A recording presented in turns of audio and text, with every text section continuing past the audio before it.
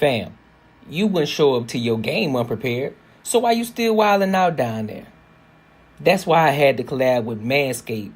It's all about precision, confidence, and staying ready for whatever's coming your way, if you get what I mean. When you feel clean, you move different. And on the Courtnee Edgar show, we keep it real, we keep it sharp, focused, and ready for anything. Now, I ain't gonna steer you wrong, so you gotta make sure you hit the link below. The link is gonna be in the description as well as pinned in the chat. And look, get your Manscaped kit right now and stop showing up to life unprepared. Now let's get into it. Welcome to the Courtnee Edgar Show.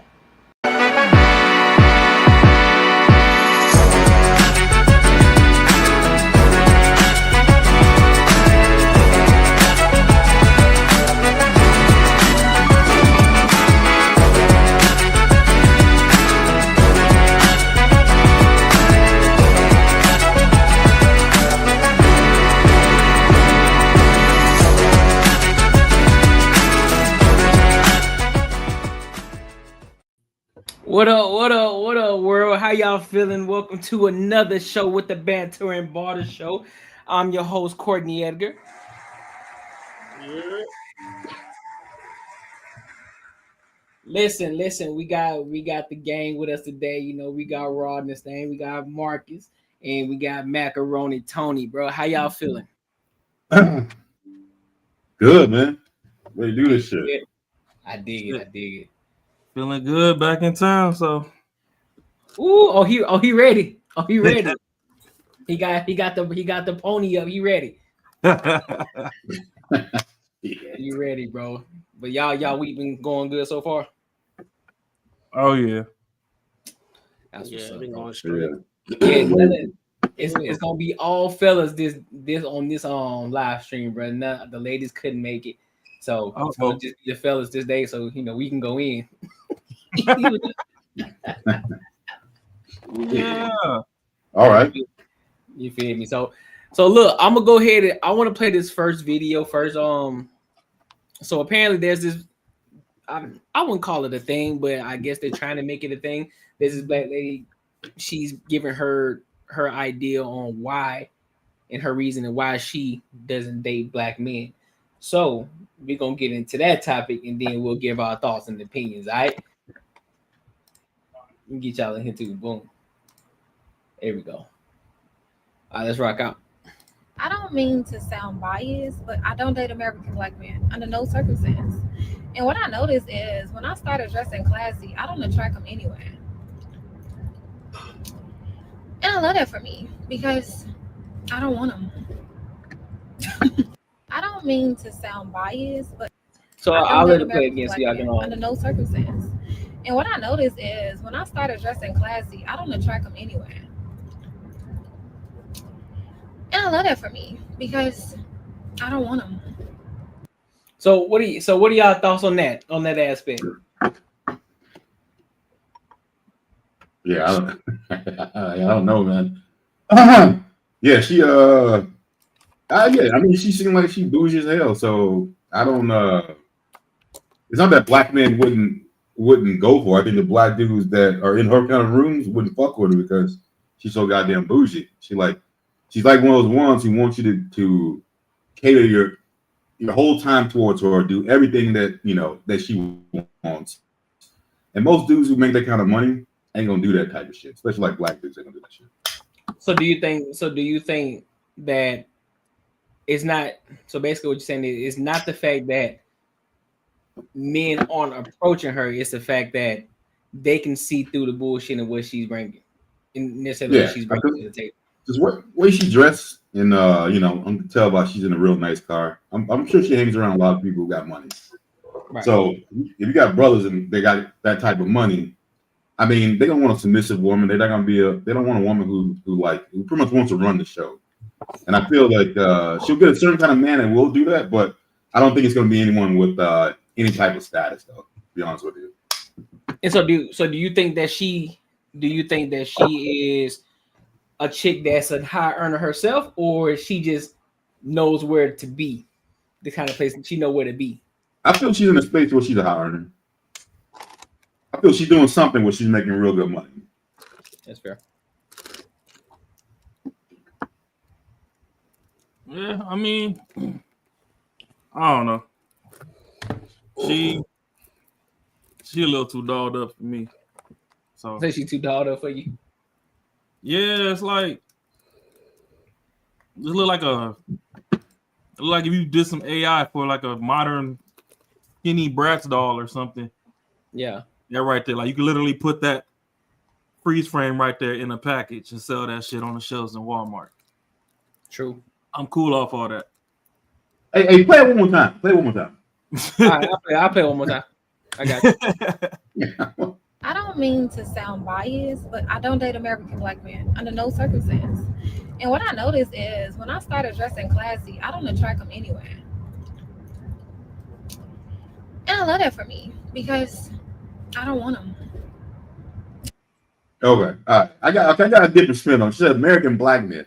So she probably Yeah. date non-American white dudes, I'm guessing. So, or unless she's dating like non-American black dudes, but I'd imagine if she's dating non-American black men, she's probably dating dudes who. I mean, I hate to use this word and say that people are like this, but like shit, it's a fetish, you know. Like, hey, you got some black chick, you know what? She looks good.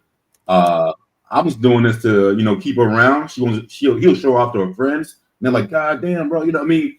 And she thinks she's the shit, and she thinks that she's doing something big, and really you're not. You just your boys, like his boys, are like giving you that clout because he's gonna go home and smash you and do whatever he has to do, but he just keep you around because you're just you're a trophy. So yeah, I don't think she's an American black man. So I'm thinking that's probably what it is. I got some technical difficulties with my camera, but my rule of thumb is when women come on social media to talk about themselves, not like things in general, and they just unsolicited, something wrong with them. That's all it is. Because it was a short video. It wasn't anything thought provoking. It was just it's one of those things where to me it was a chance to big up herself, because I think back in the day women used to get that validation, right, from men, even the men that they wasn't interested in. And I think the shift in the dating market, a lot of women are not getting approached and everything for whatever reason people want to say. If it's women destroyed it, or women say stay away, so men listen, however way you want to go about it. Now they're not getting that validation, so now you see them going online giving unsolicited validation to themselves. That's a good point. I mean, I can see that too. But with her saying she ain't finding an American black man or whatever, or they not looking at her, it's not that they not looking. She looks to also be up there in age, so, and I don't mean up there like 60 or some shit, but after about 27, most motherfuckers work for them and already started settling down. So they might look at you, but they ain't finna holler at you because they already got their person. So I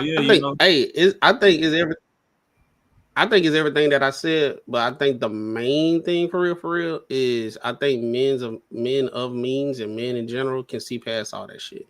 Like, who want to deal with a super duper high maintenance ass chick? Because those usually the chicks that's like super duper high maintenance, they more about themselves versus women that they dress good, they look good, they dress up, they look nice and everything, and they look fine. They don't have to do that much, and we can go have a good time and go on a date and all that stuff without you spending about 15 hours in the damn bathroom and all that stuff. And then as soon as you got to pay for her upkeep, and that's how she going to judge you on how much money you got. If you don't want to keep on paying for her upkeep that she been doing before, now you out the game. You ain't her type or whatever. You broken, whatever. And I think men just don't feel like dealing with that shit. Yeah, it is a superficiality that come with them. I mean, don't get me wrong, she looked fly. Was that a Yeah, she looked good. I mean, I she looked good. It's just like I think it's one of those things where women, they don't, and this is the reason why I think we know the attitude that come with it. Yeah, this the thing that because literally it just showed, like, proved it all the way, right? So I think it's one of those things when we be trying to have conversations with women, they don't care about what we see. So when we be Like we can say in general, she may not be that type of woman, but in general, the type of woman that she's proposing herself is somebody that's going to be a headache. And be like, I don't even feel like dealing with that. I want to deal with the chick that's cool, down to earth. We can have fun, talk, and chop it up and everything. I don't feel like dealing with a chick, and you already know how the conversation gonna go, based how she Yeah. look. It ain't gonna be nothing but superficial. She gonna be like, what kind of restaurants you go to, well, how many places you didn't travel. It's gonna be all materialistic type of talking points. Like we just can't sit there and be kicking it. You just have a good personality, and that's another thing. A lot of women like her, they spend so much time on how they looks instead of their personality. It's a good point. Yeah, I mean they don't need it. It's gonna be always someone who pick up the pieces, which kind of really fucks it up. You know, like I mean, she'll be the real dude who's like, yo, I'm not really into that. We don't have to go to this real expensive ass restaurant. All I want to get to know you, and she'll show her true self, like airhead. And it's like, you know, but she got some other dude that'll come back and pick up the pieces and give her every fucking thing she wants. You know, like and those kind of cats are fucking it up, but I don't think it's gonna ever stop. I mean, it's gonna keep going. They're not fucking it up. They're not fucking it up, bro. It's giving the people that want the real type of women. It's like clearing them out so you can focus on those type of chicks, right? You're gonna have you're gonna have the simps and all that stuff, and she gonna keep on saying what she's saying, but she's not finna get the results she want. No, I get it, but if it started early, I mean, she had to start from somewhere, so that had to happen early off in life and just kept going. Like if a motherfucker stop it off in the beginning, the shit it won't get this far. When she gets this age, she'll probably already be married. You know, like again, she if you go by based on looks, any man will want it. But if it happens in her early 20s, then at this point, this chick won't even be on here talking the way she's talking. No, she literally said in the video when she started dressing nice and like what she's saying. So it must have been not that long ago. That means she transitioned and say, all right, I'm finna dress like this now. And then she said, dude's not approaching her no more. Nobody giving her no type of time and everything.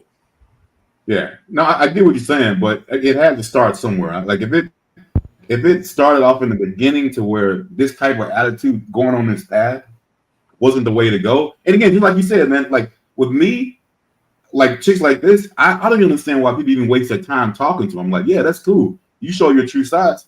No one, hey, that weeds out for a lot of people who actually can see that shit. So it's good. It's good you showing your true side. You can deal with somebody else if you want to.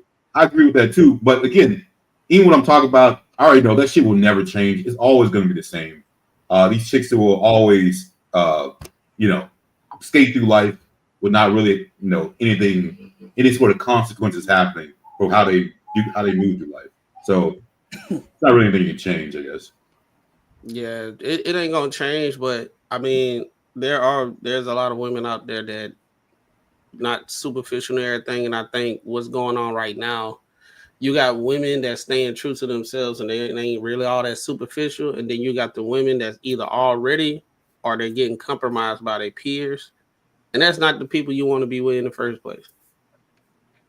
Yeah, no, that's facts. I mean, don't get me wrong. Like I said, she presents herself cute, but my thing for me is I need my shorties white shirt friendly. So, I can't.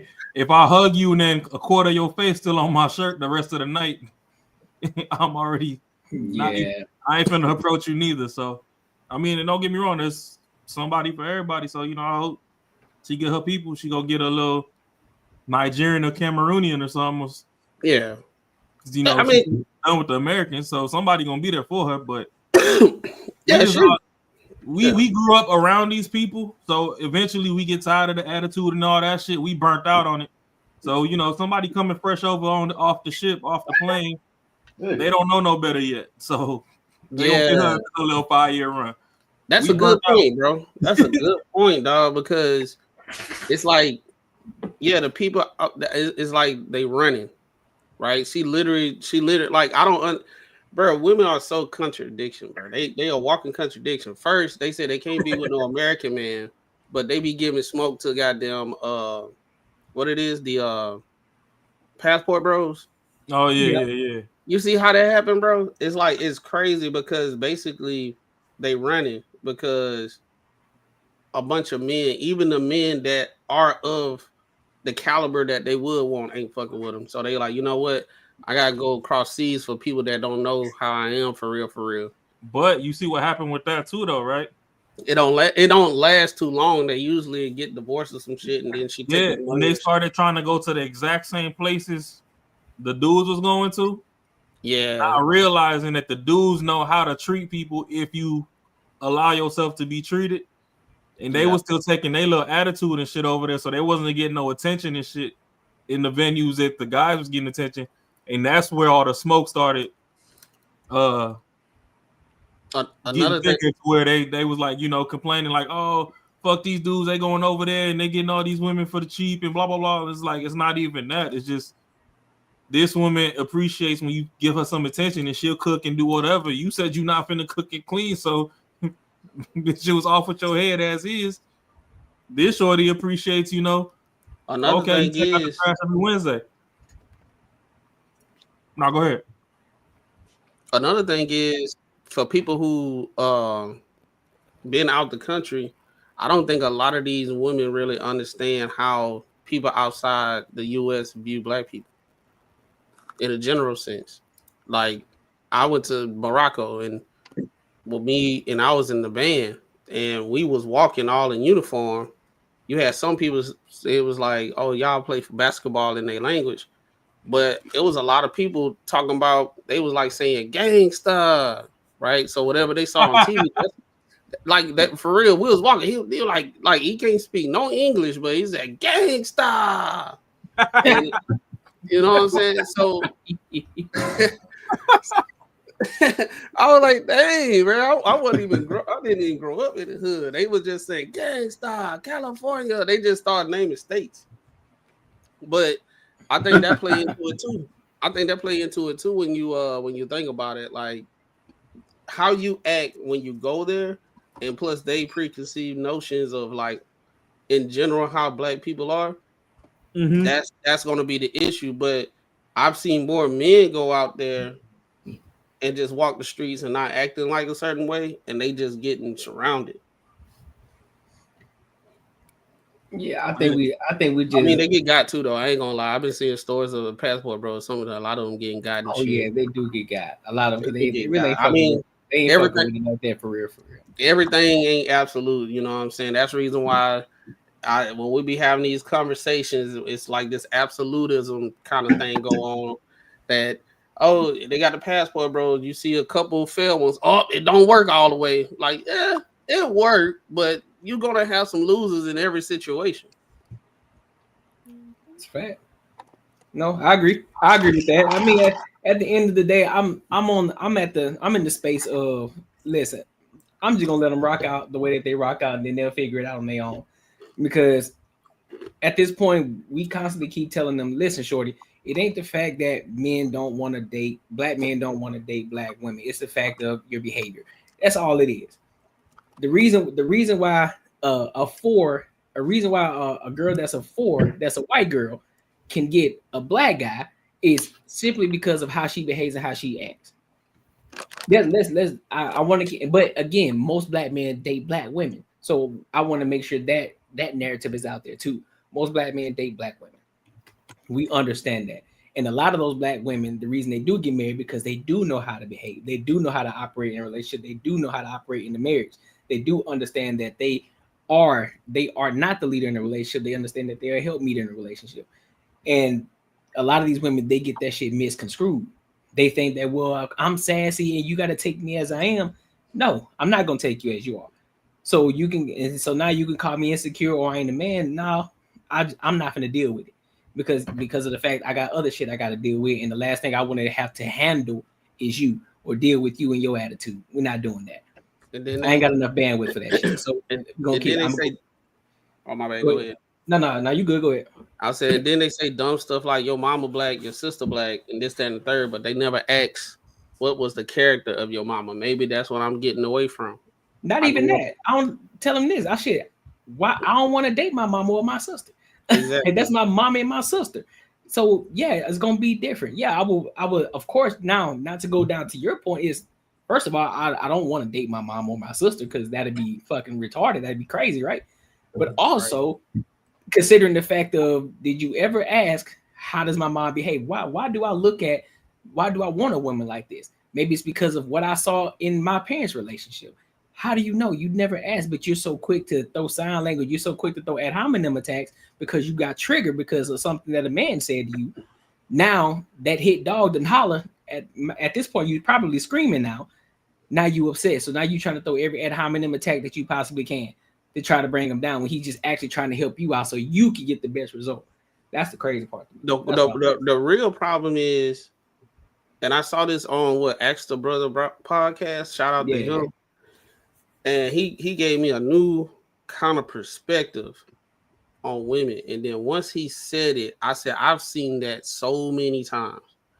It is when you say a certain characteristic or a certain archetype of women, and you have an issue with that, they don't know how to compartmentalize. There's this one thing that he's talking about, or there's a certain facet of women that we're talking about.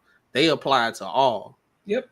So it's like one of those things. If you say, I don't like this woman right here because the way she acts, say for Cardi B, she trash, blah blah blah. You say this, that, and third. She not even black. That's a bad one.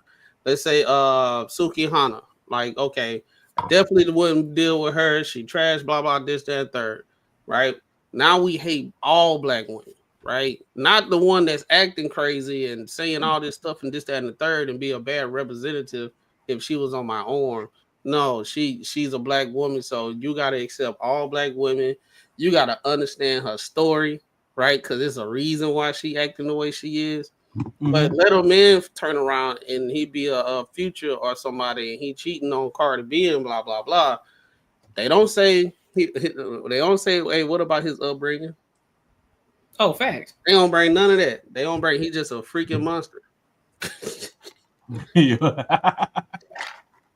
Disgusting. You can. That's crazy. No, Marcus. That's crazy. Cardi B was legit a prostitute. Legit. She said it herself. And she set men up and drugged them. And did a whole bunch of other stuff. Bad Girls Club, whatever that show is, showing out, doing this, doing that. But she still get praised, right? But a dude can do he do one thing and he messed up. He's a narcissist. He's a worst scum of the earth. My bad. Go ahead, bro. My bad. Go ahead. No, you good. Ain't nothing happen.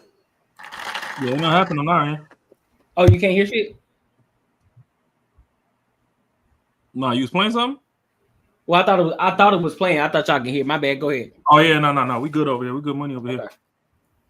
But yeah, no, women do think in totalities. I throw them internet out the window, bro. Yeah, god damn.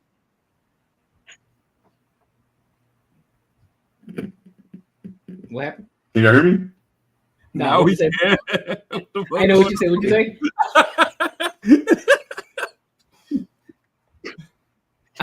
What the hell happened? Like what? Run it back. My internet fucking up. Oh Lord. Oh, okay. I see what you're saying. I got you. Never mind. Don't worry about it. But Marcus got a delay or something. I thought you had the new internet, the 19,000 watts with 15 cords and hooked up to the mainframe. I told y'all don't get excited. I told y'all Cox be doing me dirty. Paid an extra $20. Yo, man, whole man came home, player. I told you. I paid a nice little ticket. They be leaving me hanging. God damn, man. I'm so goddamn pissed off. I thought it was gonna be legit. I thought it was gonna be like flawless. God damn. Hell no. Y'all got I'm gonna call him off with his picture tomorrow. Huh? Nah, I'm gonna let sis have her day. She cool. Yeah, let her have her thing. She get her a good Nigerian or something, dog. Yeah, but best of luck for her too. Go ahead and let our African brothers get their citizenship.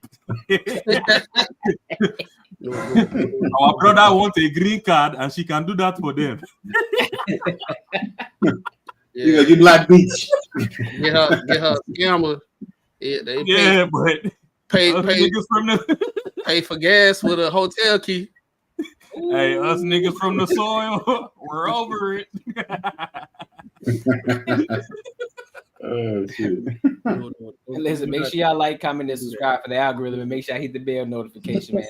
So look, let's go to this next topic. So speaking of black women and speaking of and their attitudes, and we talked on this topic before in regards to how women begin to act when they start to get a little change in their pocket and they start to smelling themselves a little bit. So comedian Leslie Jones, she just let it all out on the table and said, listen, I don't know why, don't nobody want me. And she laid out the reasons why she feel this way. So I'm gonna play it and then we're gonna give our thoughts on it. Ain't got none the way she looked. Understand why you wouldn't Yeah, want a woman like me. I'm successful, I'm rich, I can fight. I will say it. I love men. Ooh, she been having a bad week. But I don't love a stupid man. If you can't be with my peace, you can be with the door. Yeah. Oh, you're in your masculine area. Well, why don't you get in yours? I'm sick of men telling me, oh, wait, you know, you hardcore. Yes, I am. Can you handle it? Oh, well, what you bringing to the table? I am the table. Look, hold up. I just gotta say something, bro. Who want that? I'm not gonna joke on her. I'm not finna call her no name. No, somebody want her, bro. Y'all see her, right? Y'all see it, so I ain't gonna even point out the obvious. My thing is this. My biggest issue is this. I don't care about how much money you got. It's always, well, I need a real man to get me into my feminine. No, sweetheart, you need to always be in your feminine. You need to always, because that's just like myself, Mac, Raw, or Marcus say, yeah, you know what? I'm gonna remain a feminine dude until I find me a feminine woman that's gonna put me in my masculine energy. Shit. Like, no, bitch, you supposed to operate like that. That's how you're supposed to operate on a day-to-day basis.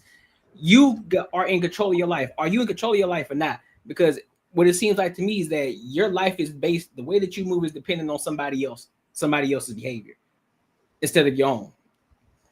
So your money don't matter to nobody because you don't have a man. Nobody gives a fuck if you can fight. Who gives a shit? Because why would you get what type of position would you want to be in? What type of position or she's a protector. You gonna be in that's gonna warrant a fucking fight anyway? Now, mind you, you're an aggressive woman, you a big woman. Now I'm talking big as in tall. I ain't talking about big as in wide, big as in tall. You're a big woman, you got a loud voice, and you are literally they notice you when you walk through the door. So you're gonna have to step harder than everybody else. That means you're gonna have to come with your A game on. Sweetheart vibe, all of it. Everything, your feminine should be on a maximum. Because let's be honest, the attraction level is not there. So everywhere else, you're gonna need to elevate it. Everything else in you're gonna need to elevate it. And so this is the problem. And that shit that you just displayed right there in this video. Yeah, and Mac is right. Yeah, you're gonna have somebody. There's always gonna be some dude that's gonna be like, you know what? I like that shit. I fucks with that. There's always one or two, but I guarantee you, he ain't the type of guy that she gonna want. Oh no! She will want him. He's coming from Africa, the motherland. Do you understand me? I want the thing. I want the thing. She has the strong face. It's not the first time I have painted a lion. He has a knife and he was stabbing who is going to pay for it. You see, back home in the lands in Africa, I used to tame hyena. I am okay. This one is nice. Nah, bro. But check it though. But check it. If I was to give the opposite, me as a man, give the opposite of what she said, I could have been sitting there with a soft voice and said, yeah, I know how to cook. I know how to clean. I know how to like when you get off work, I have the house clean for you. I know how to decorate. I don't know why no woman want me. You know what I'm saying? I'm a pretty nice guy. you know, this, that, and third. You know, I can do anything. I don't fight. I don't put no men in. Women in no position or nothing like that. But you know, I just need a woman to put me in my masculine when I get there, and then I could be masculine. But for now, I'm gonna just chill. You know, I ain't gonna, you know, right? Because everything, right? Everything she said, it was nothing. And that's the issue. And you hear this a lot with women. They'll start naming all the accolades, but that's not nothing that, it's not nothing that men want. A lot of that stuff is nice, right? Yep. She got a degree. She got she make her money and everything. That's dope. We live in a what it is, two income type of society these days. Anyway, that's cool. And it's Right. not. And then when men say, "I'm not worried about your money," they think that we just discount them all the way. It's not that we not worried about your money. It's not important. It's just that the important thing I want is somebody that respects me and somebody to be pleasant to be around. Don't nobody want to be with that. As soon as you make them mad or you get in a point of contention, or every time you're in a relationship, you do enter some type of time frame that is going to be difficult because y'all learning each other. And that's going to be a situation. Are you able to navigate through a conversation without acting like how she acted? And a lot of times women don't know how to do that because they wasn't taught it. They wasn't taught it. They taught the men in any kind of way these days, and they feel justified. And then it's actually champion because you're putting them in their place. No, they were taught it. They just ignore it. Well, I say it's a mix of both because they've been taught, but when they get ignore that shit. They do ignore. I say it's a mix of both. Yo, but like you said, bro, like there's somebody that would definitely take her. So, but this is the thing though, like we were talking about earlier, you can't turn that shit off. That is her. That's her. It's too late for her to be soft. It ain't gonna happen. I think people like that need to be real with themselves and say, hey, only kind of dude that I'm gonna be with is gonna be a weak man. And we can word it a different way than weak man, but like literally that's what it is. Only person that's gonna deal with your shit, and you probably work well in that sort of like environment, is gonna be some dude who doesn't make a lot of money, probably doesn't have a job. He'll rise your ass up, tell you whatever the fuck you want to hear. He's there for whatever the fuck you need. He's gonna be there for it. You got the money. You're gonna have the house. You have all the stuff, and believe me, he's gonna do whatever you tell him to do. And I just wish those women would just be honest with themselves instead of being like, "Yo, I want a masculine." No masculine man ain't gonna fuck with that type of shit. Like that's what I'm saying. I just don't understand why. Like how. Like that's what I say. That's why men are the most logical. Like yo, like I know, like yo, I'm someone who probably needs to go work out and shit. It'd be crazy for me to think that I'm gonna get some girl who is in shape. It could happen, but it's not likely.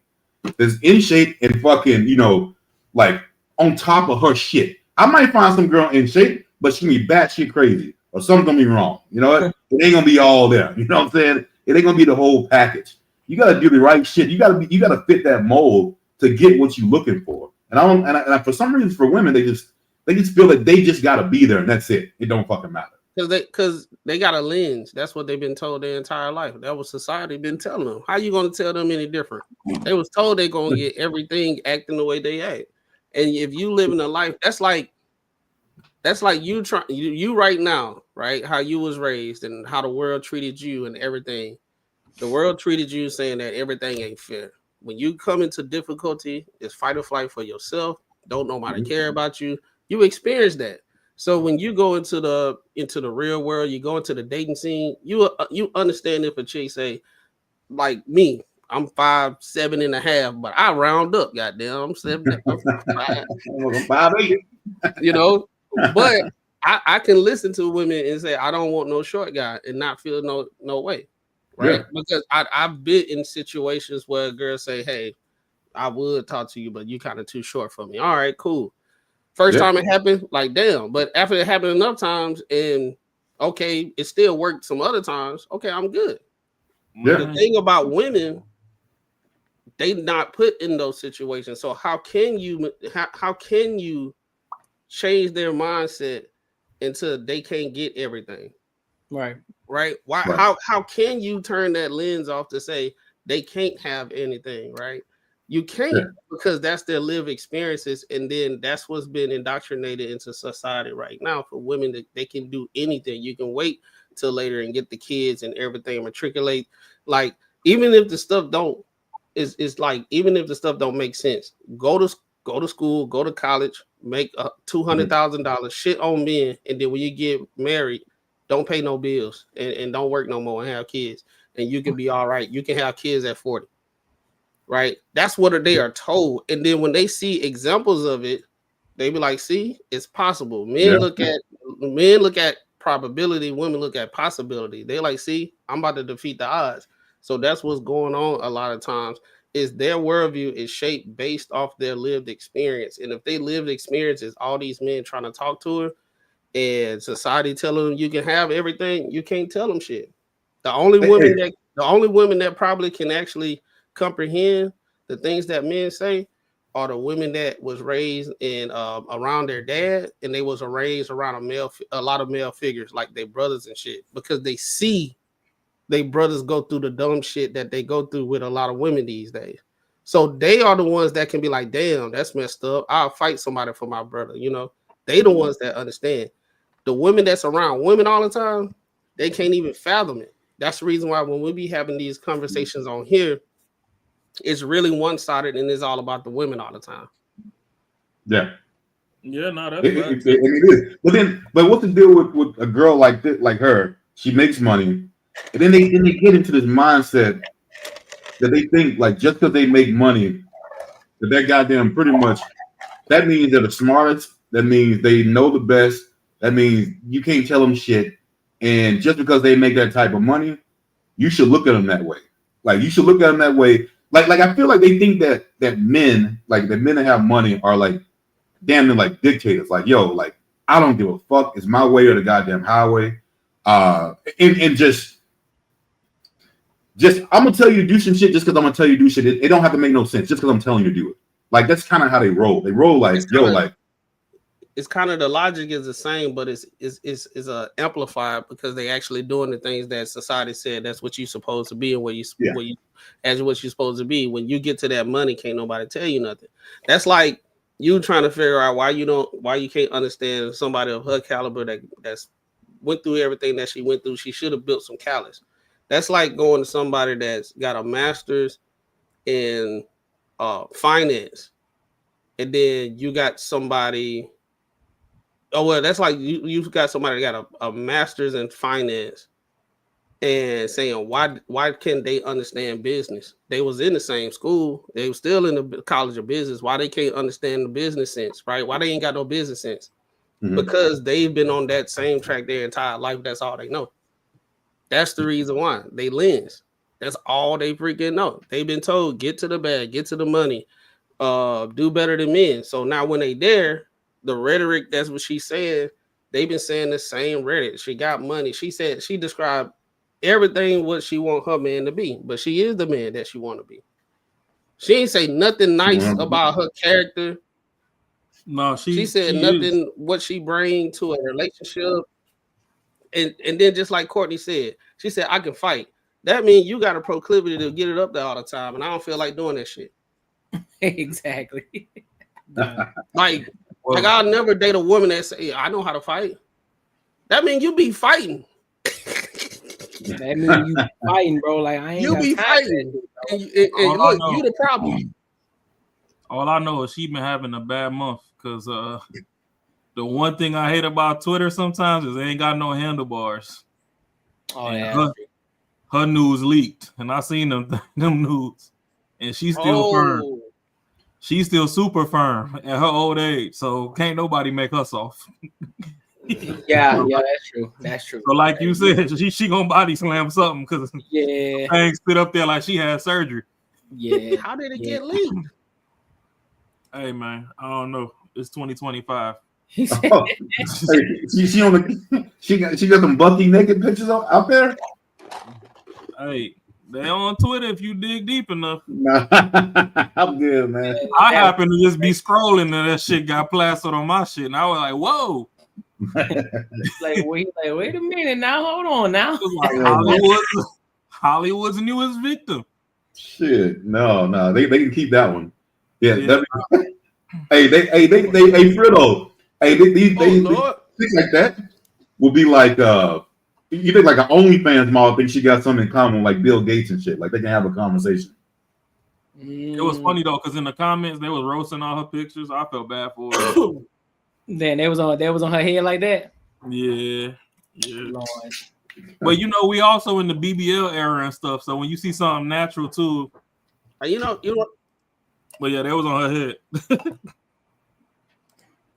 You know what? I think another thing is women always talk to themselves. They don't never say go to the guy and be like, hey, I got this, that, and the third. And they can have like, well, you know, have a good one-to-one conversation and this, that, and the third. They always go to women, and what the women gonna do? They gonna S5S, sister five sister. So they not finna say, hey, that might not be the best way to go. They gonna be like, yeah, girl, clock that T and all that stuff, that dumbass shit. You know what I'm saying? They just gonna hype each other up because they don't want to be outside of the sorority. Now you're gonna get kicked out the sorority if you say anything outside of that. You went against the bylaws. True. It's crazy when you see some of this shit. I saw some other day when I was scrolling through Instagram. Well, his mother was at a cheer competition. Her daughter didn't get the cheer. She went out on the stage or whatever, fucking going crazy. Cops came over, telling her to chill the fuck out. She fucking straight up hit the cop, and fucking they dragged her ass off. And you look at the comments, and there's so many comments by women. You don't know how much money she paid, and just all this is backing her shit up. Like she totally was in the fucking wrong. I mean, but they still will find some sort of way to make somebody feel good by doing some bad shit, which is crazy. No, that's fair. I agree with that. But any other final thoughts? Hey, enjoy that roast. Facts. Facts.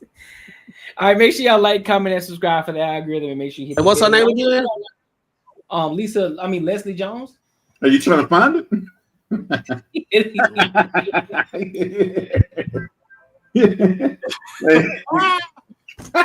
We're about to find Hey, he on the bathroom computer right now.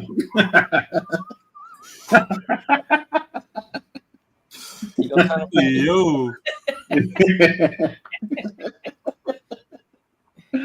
It's cool. They're still firm.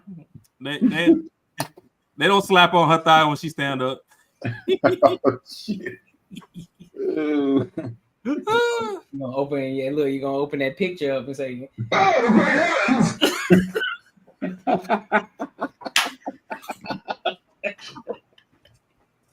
come on, bro. I was being sip, man. I was being sip, man. Like, oh shit. Damn. oh, that's funny as fuck, bro. Hey, dog. He done put the VPN on. He like, damn.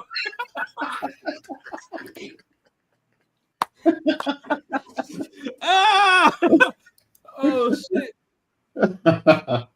Oh, hey shit. man. Hey. Auntie's still holding it together, man. Hey, it ain't as bad. It ain't as bad as I thought it was gonna be. Hey man. He found it. Auntie's still holding it together. No, it's still held together. It's still held together. Yeah. So it's not bad. It ain't my cup of tea, but I know a bunch of people will knock that.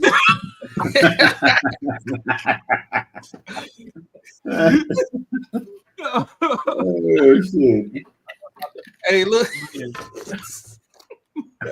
Hey, I know a couple people knocking down though. Yeah. Oh, you shit. put it that way. It's some folk out there. Yo, for sure. There's some people out there who are still busting down. For sure. I know a bunch of people. If nobody knew, they'll knock it down. They probably put like a bag over it. Yeah, they gonna listen. They gonna walking out the club like this. Oh yeah, that shit look good. That shit look good walking out the club like that. Hey, she'll pick their ass up too. Come on. Come on. I picked you, nigga. Oh hell no, I ain't fucking with y'all, man. Hey, so Y'all good. gonna have auntie yelling at us. I didn't say nothing bad. I thought it was gonna be bad, but it just looked normal. Yeah, no, it ain't bad. It look like she's still in her 30s. Yeah, she for her age, it looked way tighter than I seen a lot of other women. Hey man. Yeah.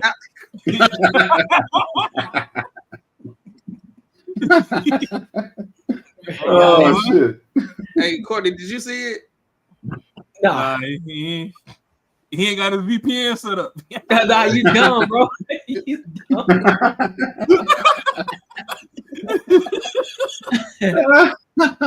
Oh shit, man.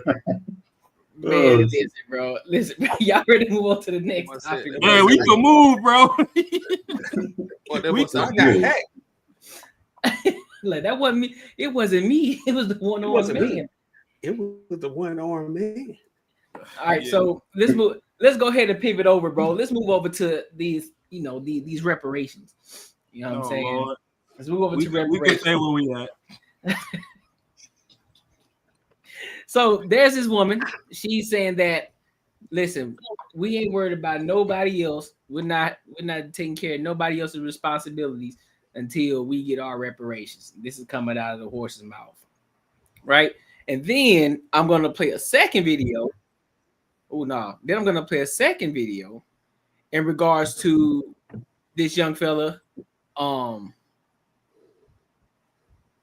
Martin was interviewing this guy. Was interviewing this other black guy who's pretty much doing what he's taking action. He's saying, "Listen, fuck reparations. We gonna take care of ourselves." And so I'm gonna play both of those videos and then we'll give our thoughts. And then the second video is a little bit long, so we can stop in between if y'all got any thoughts on it. All right, so let's go ahead and lock in.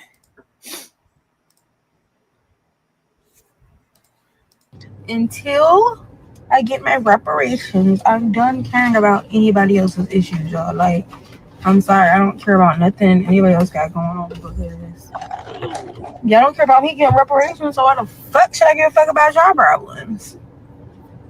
I don't care no more. I really don't. Until things are made right, I do not care about what y'all got going on at all. Who you going with this bullshit? I got a problem with bitches doing their makeup while they trying to talk to people. That is an issue that I believe you guys could fight.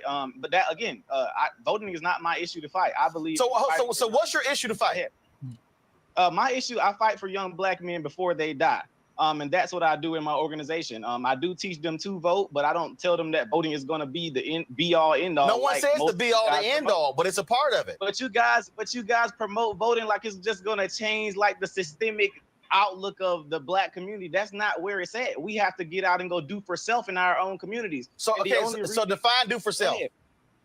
When I say do for self, you shared one of my tweets, my videos, and I was actually a big fan of yours, but you shared one of my tweets when I said black people need to stop begging the government and go and do for self out in our communities. You shared the video and called me an idiot. I didn't see anything idiotic about that statement at all. So when you say do for self, like what? Explain that. Okay. For example, here in Albany, Georgia, we complain about our school systems a lot. Many of our young men can't read.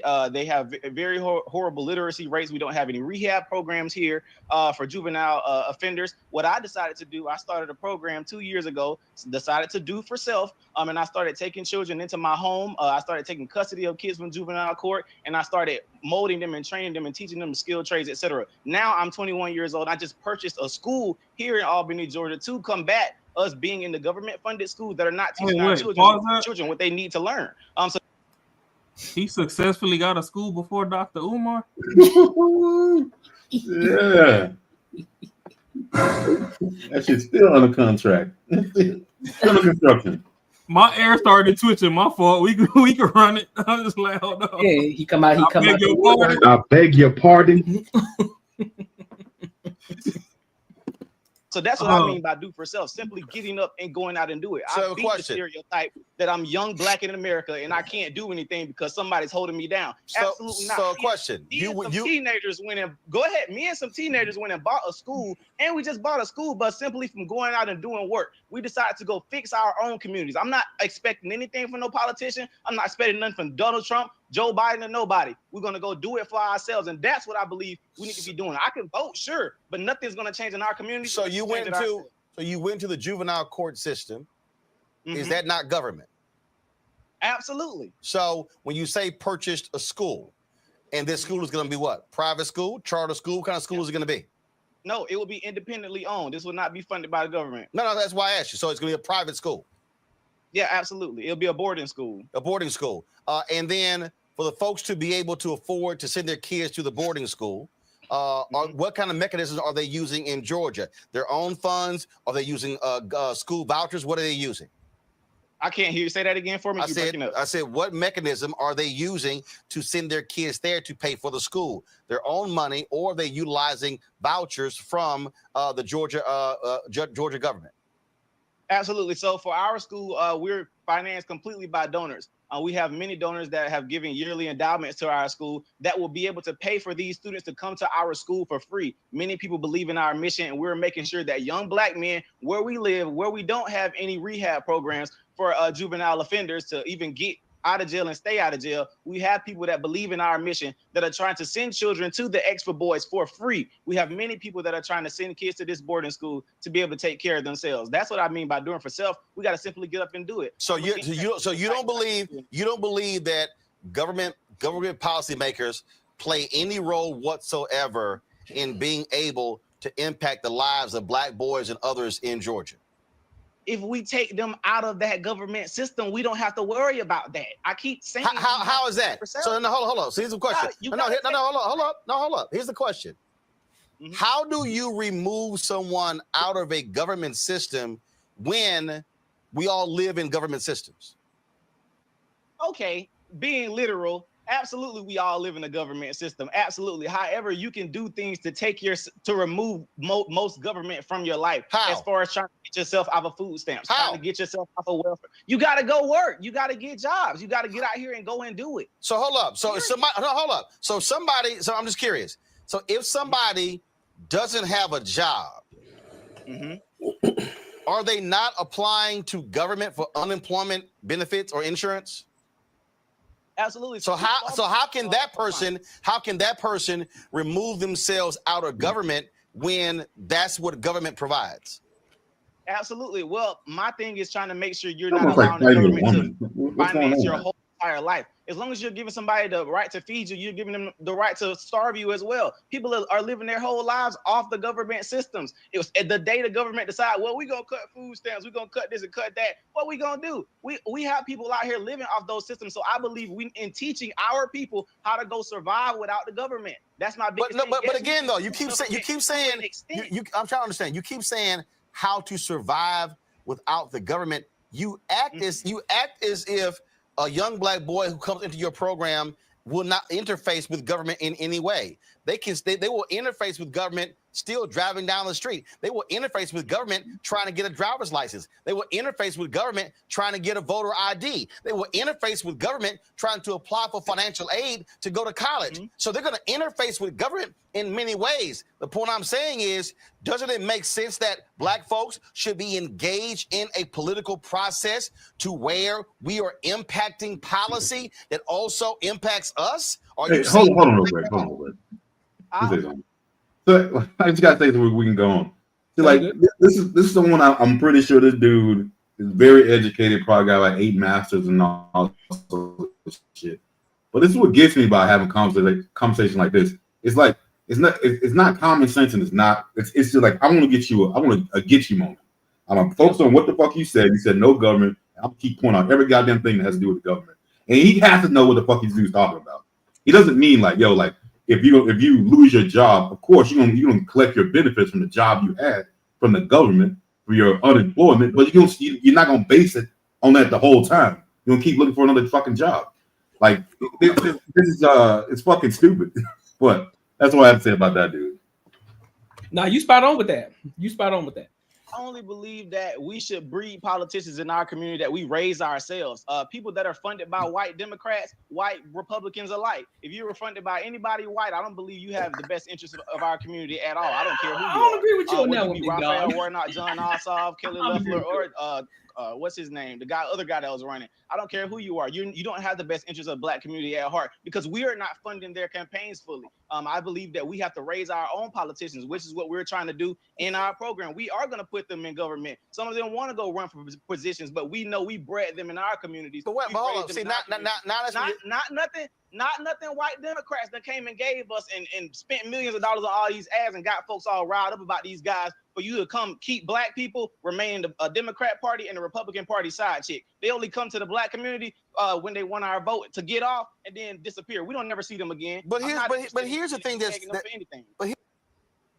all right. So what are y'all thoughts on this? I watched that whole thing a couple of years ago.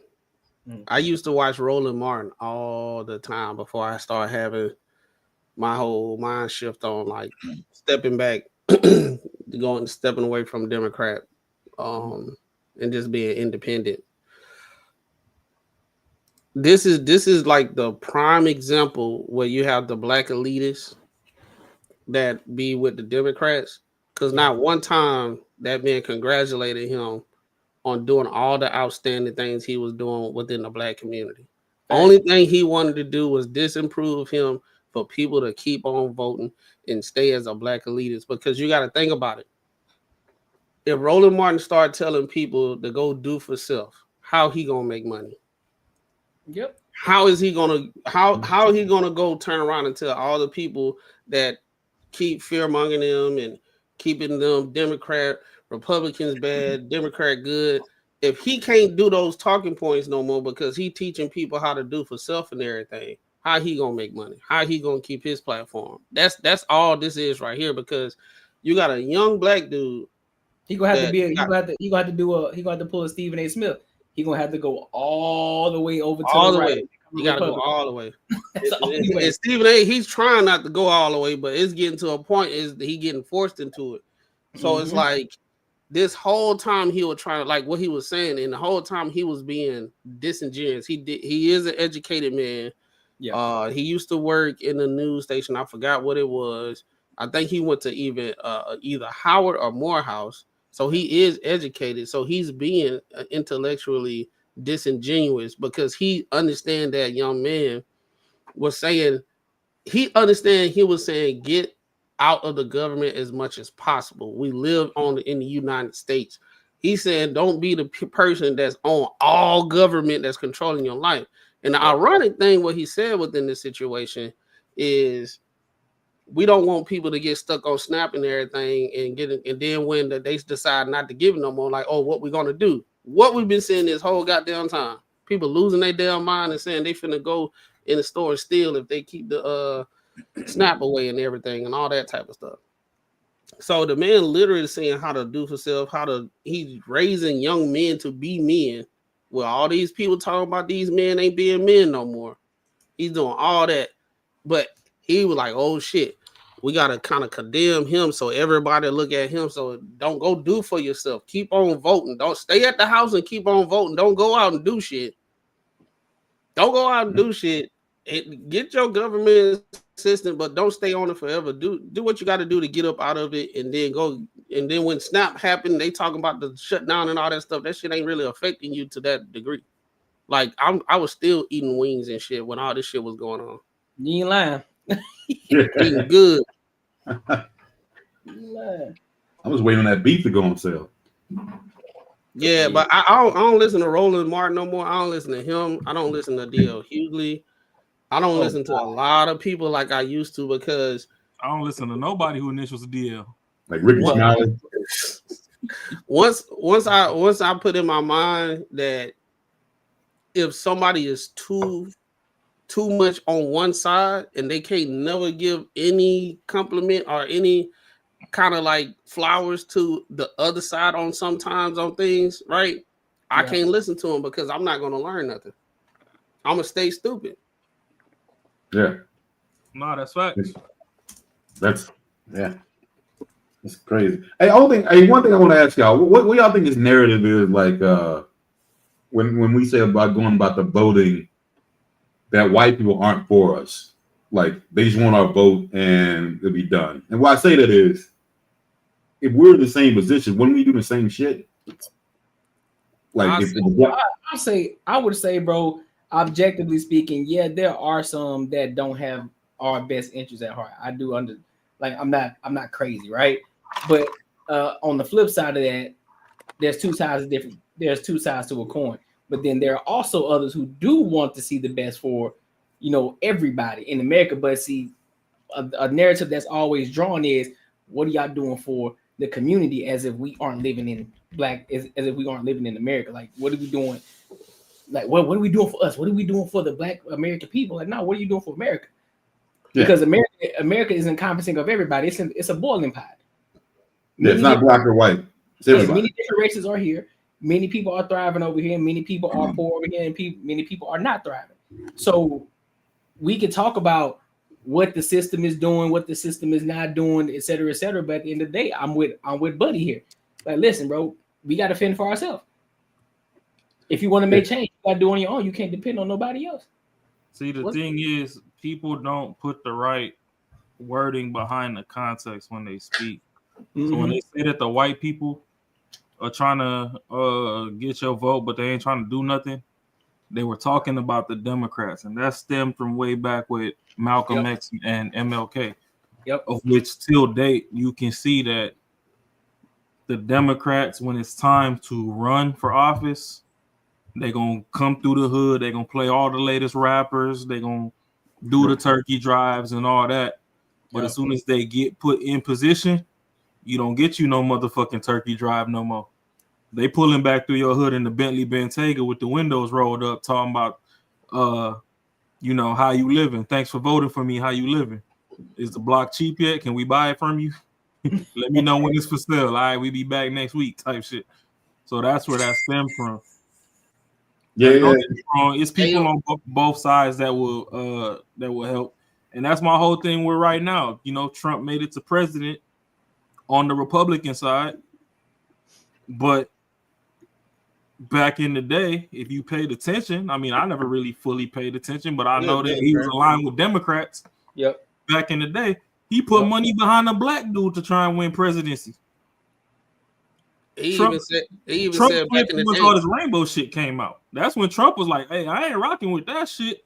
Like, I don't get me wrong. Like, people can say what they want to say. He might not be the model Christian to you, but there's still Christian values that can be followed.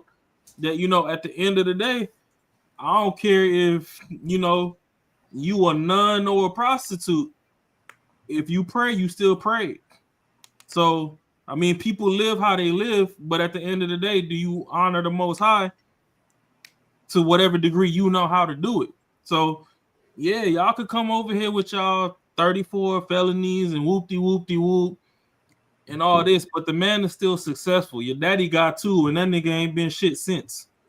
So until you can show me different, I'm not finna hate on somebody just because the crowd is hating. Y'all ain't showed me why I should hate on Trump. Because when I was growing up, everybody and their granddaddy had a Trump poster in their house trying to hustle to be like Trump. All of a sudden, he made it to the top of the top. And even people that was rocking with him was documented on film. You could pull it up on this here YouTube that these motherfuckers was buddy-buddy. They acting like he public enemy number 1. And hey, he might be. I don't give a damn. But at the end of the day, that nigga was never paying your bills, and he not going to now. You still got to go out there and hustle.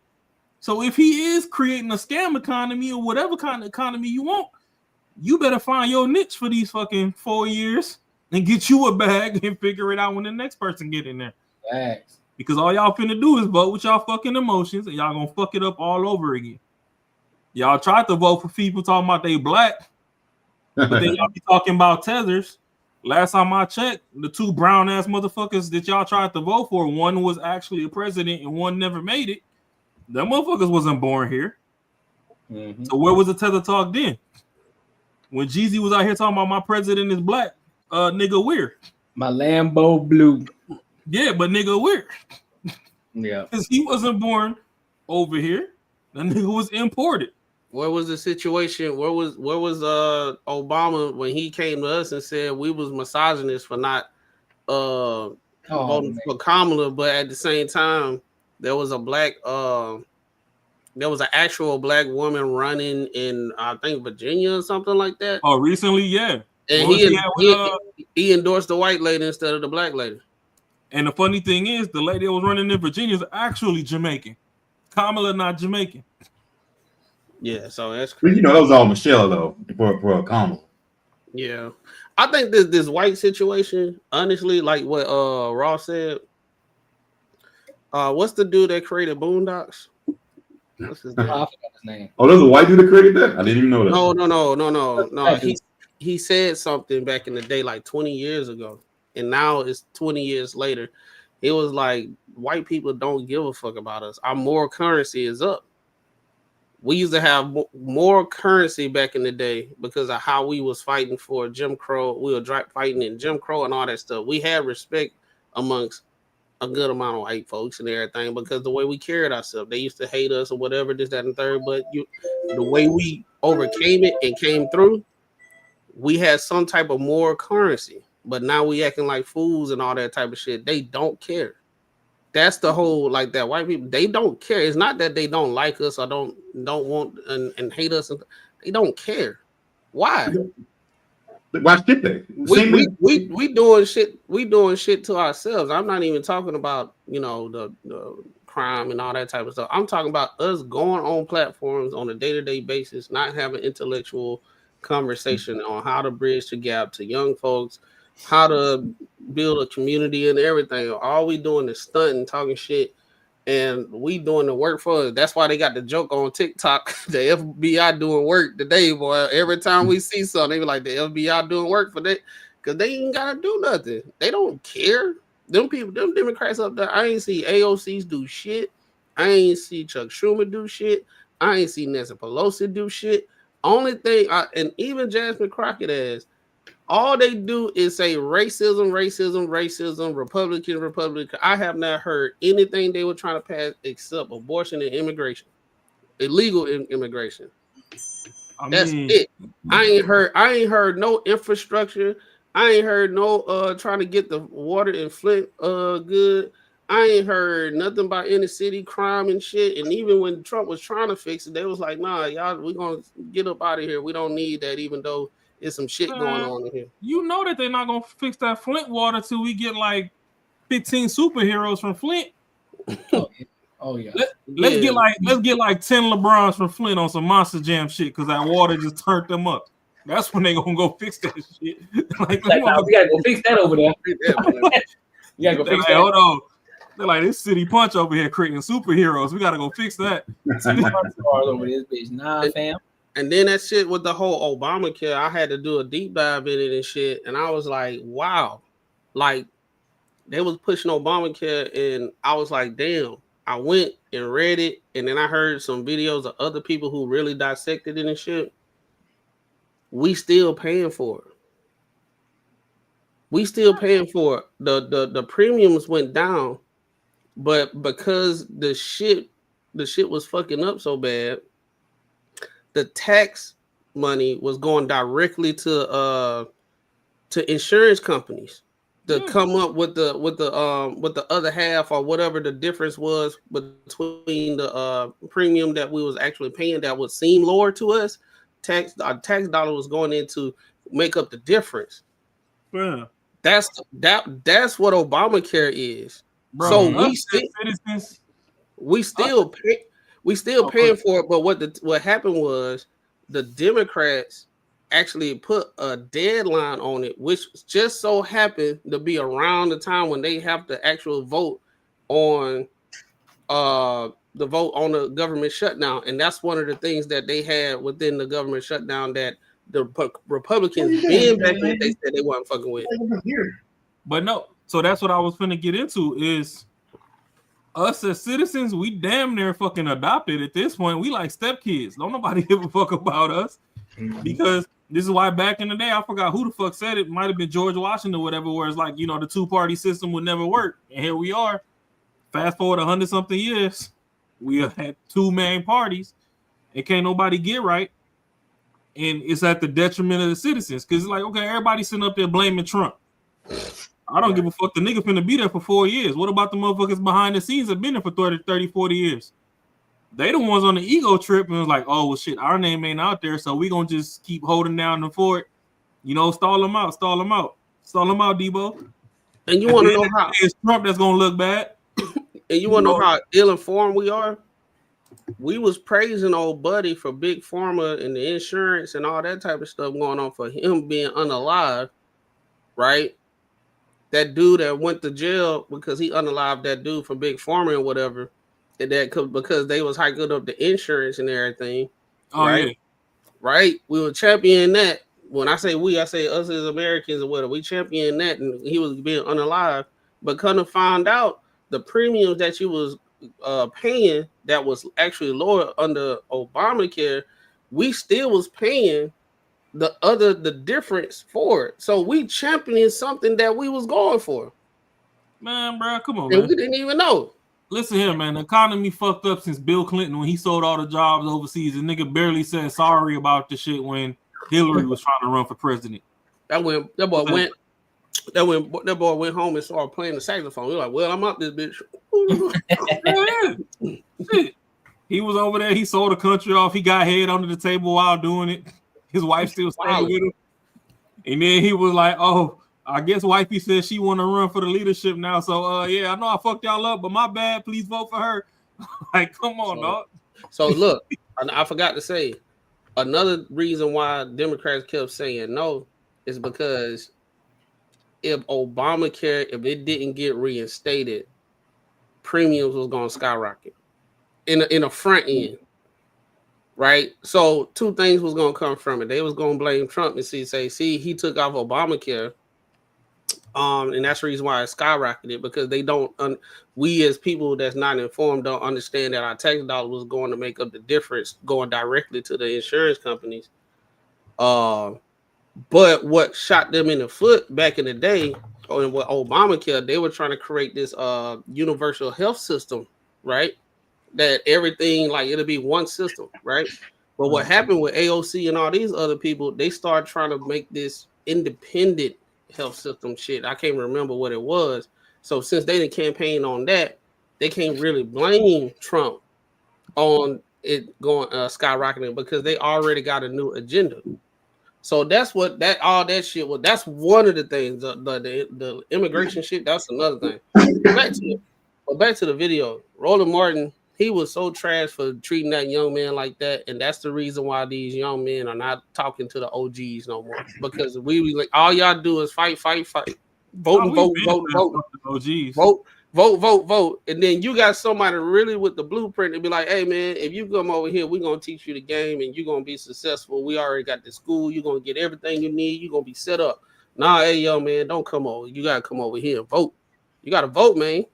Well, see, I don't trust Roland because he a black man that look like Super Wario. Man, that yellow shirt and the purple jumpsuit.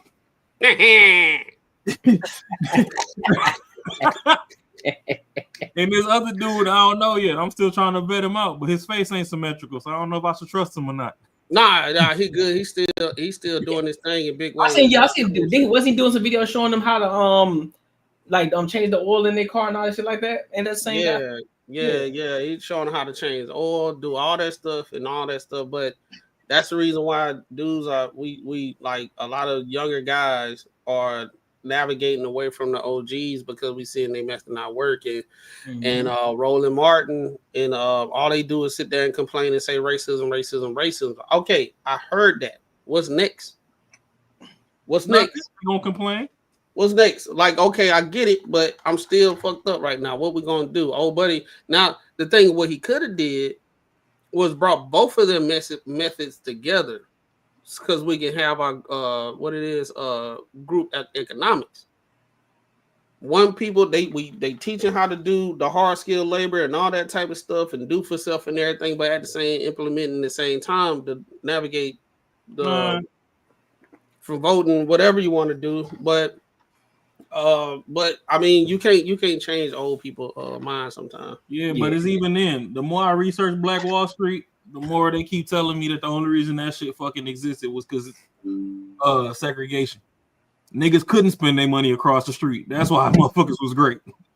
So yeah, that's exactly what it was. It wasn't until it got abolished that when us as black people start going to white people want to sit at their nasty restaurants and eat that nasty food. That's the reason why it kind of it broke down, because it got rebuilt. It got rebuilt because they went to court, the Supreme Court, and they won I think 3 times. They won all the cases basically, and they won the money to build it back up. And right after that, that's when they did desegregation, and that's when the reason why it failed. Yeah, the niggas start buying Gucci and shit. Killer Mike actually went and did a documentary and went to somewhere in Georgia, in a royal part of Georgia, where it was another type of Black Wall Street, where all the business was flowing and everything. And you had the OGs in the barbershop telling what happened, and basically they said desegregation. They said they had their own bus system. They had their own everything, but soon as after desegregation, everybody, we just wanted to go be with the white folks, and that's what killed the economy in those black communities. Oh, bet I'm about to go look that up. You said Killer Mike did it? Yeah, he got a whole documentary about like black greatness restaurants. I think it's on Netflix. It's actually dope, bro. Okay, say less. Now I'm gonna go check that out. And you gonna learn a lot, bro. You gonna learn a lot. Basically, what he did, he was trying to do like a experiment. Like he not gonna spend no money unless it's black. Yeah, like none. Killer Mike. Oh, I remember. Oh yeah, okay. I remember that documentary. Yeah, I remember that. Yeah, I actually sat down and watched it. Yeah. Yeah, I need to go check that out. If it ain't no black Airbnb, if it ain't no black hotel, everything black. And he was saying how hard it was to actually spend money just on black shit. Well, shit, it's hard nowadays because it's like even if it start out black, you blink in 8 months and that shit white. Niggas done sold out. Yeah, because they ain't doing shit. They just over there. They ain't trying to build. They ain't trying to buy out the block. You take all your money. For my kids, all their hair care products and stuff, I used to try and buy black until you start looking at Camille Rose and all these other motherfuckers. And they done sold out to some parent company that's white owned. The motherfuckers done changed up the formula. Now you wonder why your kids' hair used to be slick as shit for fucking 4 months, and they shit just nappy with bitty bees again. Let's dry it out. What the fuck going on, bro? Yeah, them people done bought the shit, fucking stripped the formula. Let's go boycott Target so we can get all the black businesses that's in there up out of that too. Why goddamn. But here go. I mean, I ain't boycotted because of shit. I ain't boycotted either. I was in that bitch. Shit. You ain't lying. And it's funny because who was Shorty that was in there that they was trying to boycott? Her shit's still in there. Yeah, I forgot old girl name. She was like, "Man, I'm not finna take my shit off the shelf because of y'all." Like, but I was telling people, I'm like, if y'all really support black business, this is the time to go to Target. Right. Specifically just buy that one product and leave. Make sure her shit sold out.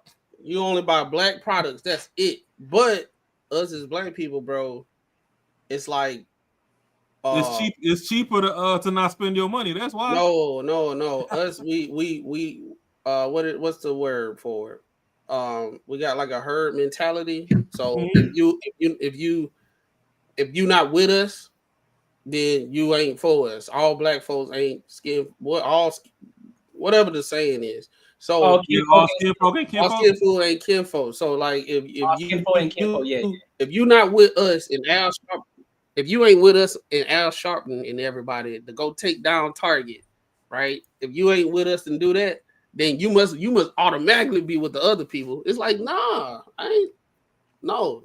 And that's the issue. You must that's the absolutism that I be talking about. Yep.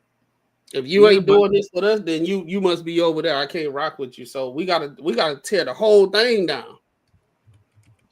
Yeah, overall though, I agree with old buddy though.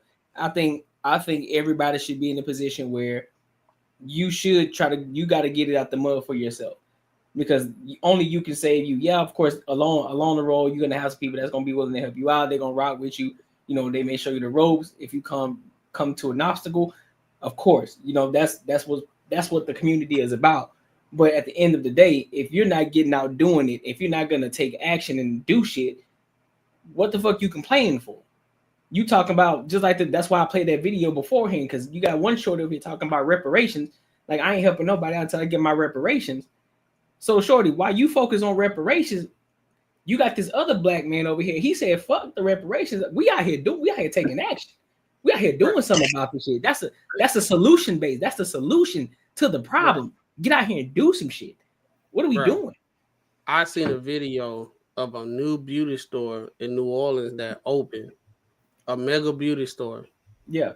While the shutdown and all that shit, line wrapped around.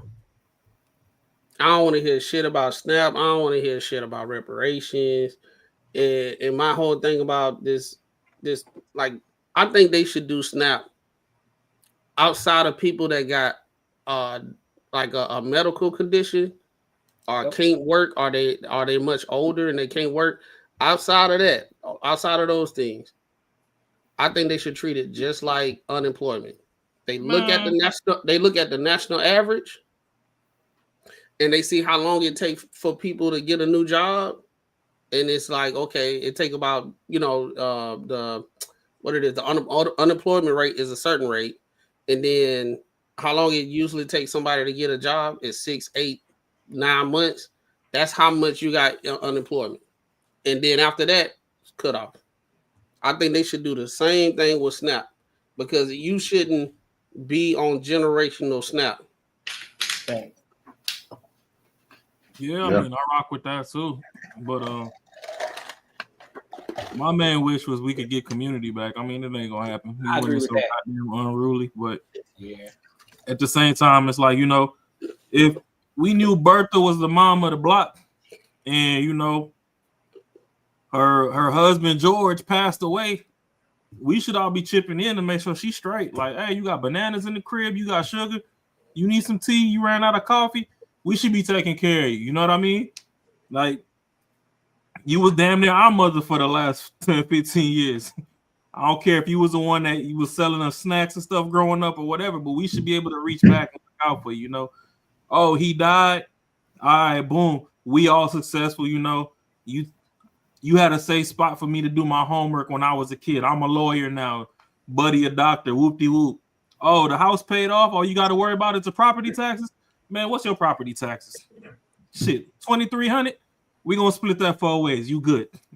Until you die, we got you. Like, that's how shit should be. Everybody worried about themselves. Man, don't worry about the yard. We got a lawn man. He'll come down there and fix it for you every weekend. Don't even trip. Like, don't even worry about that. Look, you just relax and enjoy your time. Enjoy yourself. Go do some fucking yoga, whatever else you do. Smoke some weed or whatever. Hey, kick back. Man, you feel me? Like, hey, we gonna have Sunday dinners at your house. That cornbread you've been making us since we was kids, that shit hit. Just you make the cornbread, we gonna get some of the dishes together. We gonna make sure you're all right. You know what I mean? I think the community within your family will happen first before us is all of it. I think how our family, everybody, get educated. We get a job over here in DC, but you from Alabama, you from California, but you live in Atlanta. Back in the day, you used to kind of be like close. I'm not saying that you got to stay, but get your education, do what you got to do, whatever endeavor to get your money and everything.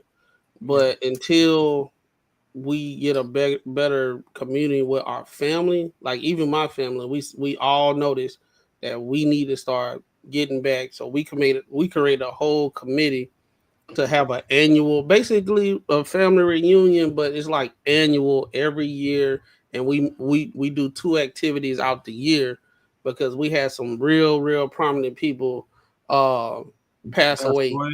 Yeah, and then it was like back to back, and it was no reason for us not to be kicking it like that. Yeah, but at the same time too, it's like shit. So like for me, for instance, my grandparents passed away, and family started forming all these little cliques and shit. So I might be closer with Courtney than I am with my family type shit. You know what I mean? And it's so like for me, I got a group of friends to where I know some of their background might not be the best. And I just kind of adopt them. So it's like, hey, like Thanksgiving, I know a couple people that ain't necessarily it ain't that they ain't got nowhere to go for Thanksgiving, but they don't have anywhere that they'll be comfortable being there if they go.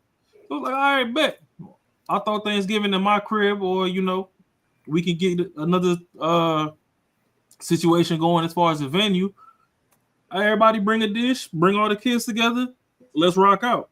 So I mean, it starts either way. Like either it's your blood family or the family you create, but we still need to learn how to start reaching back and taking care of one another. I mean, just because I think it's gonna take the same amount of effort that us men did to be better than the people that we grew up with. Yeah, it's gonna take that same type of like that burning desire that like I didn't have my dad, so I'm gonna do everything I can do to be there for my kids. I don't care what happened. Even if I got a crazy baby mama, I'm gonna be there for my kids. I just got to do what I got to do. I think it's gonna take that same burning that desire as us as black people to at least get the family portion together, and hopefully after that happens,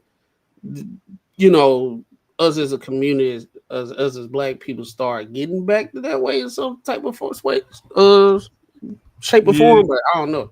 It takes starting at the family level to go. Yeah, I agree with that.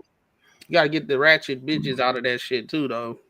You gotta get the YNs and the ratchet bitches that's only for self.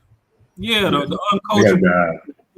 Sometimes the ratchets be fun, and I ain't even talking about on no bedroom shit. Sometimes they bring life to a party. You know what I mean? I'm talking about the ratchets that's up to no good. I ain't talking about the. Oh ratchets. yeah, no, yeah, them. I'm talking about the ain't shit ones. The ones who ain't being conducive. The ones who ain't conducive to the movement. Yeah, they not conducive. They not conducive to nothing. They not conducive to friendship. They not conducive to relationships. They not conducive even have them at a kickback. They always fucking shit up. I'm talking about those ratchet bitches. Yeah, the ones that just got that gray cloud over them everywhere they go. Everywhere they go, dog. Like those type. Like it's like I'm cool with ratchet bitches because they do be fun. Even though they be loud and that they be fun, but they be turning the party up and they just be having a good time. Hey, I'm talking about that gray cloud. Like you be like, she gonna fuck the party up some type of way. Yeah, they just come up for a come up.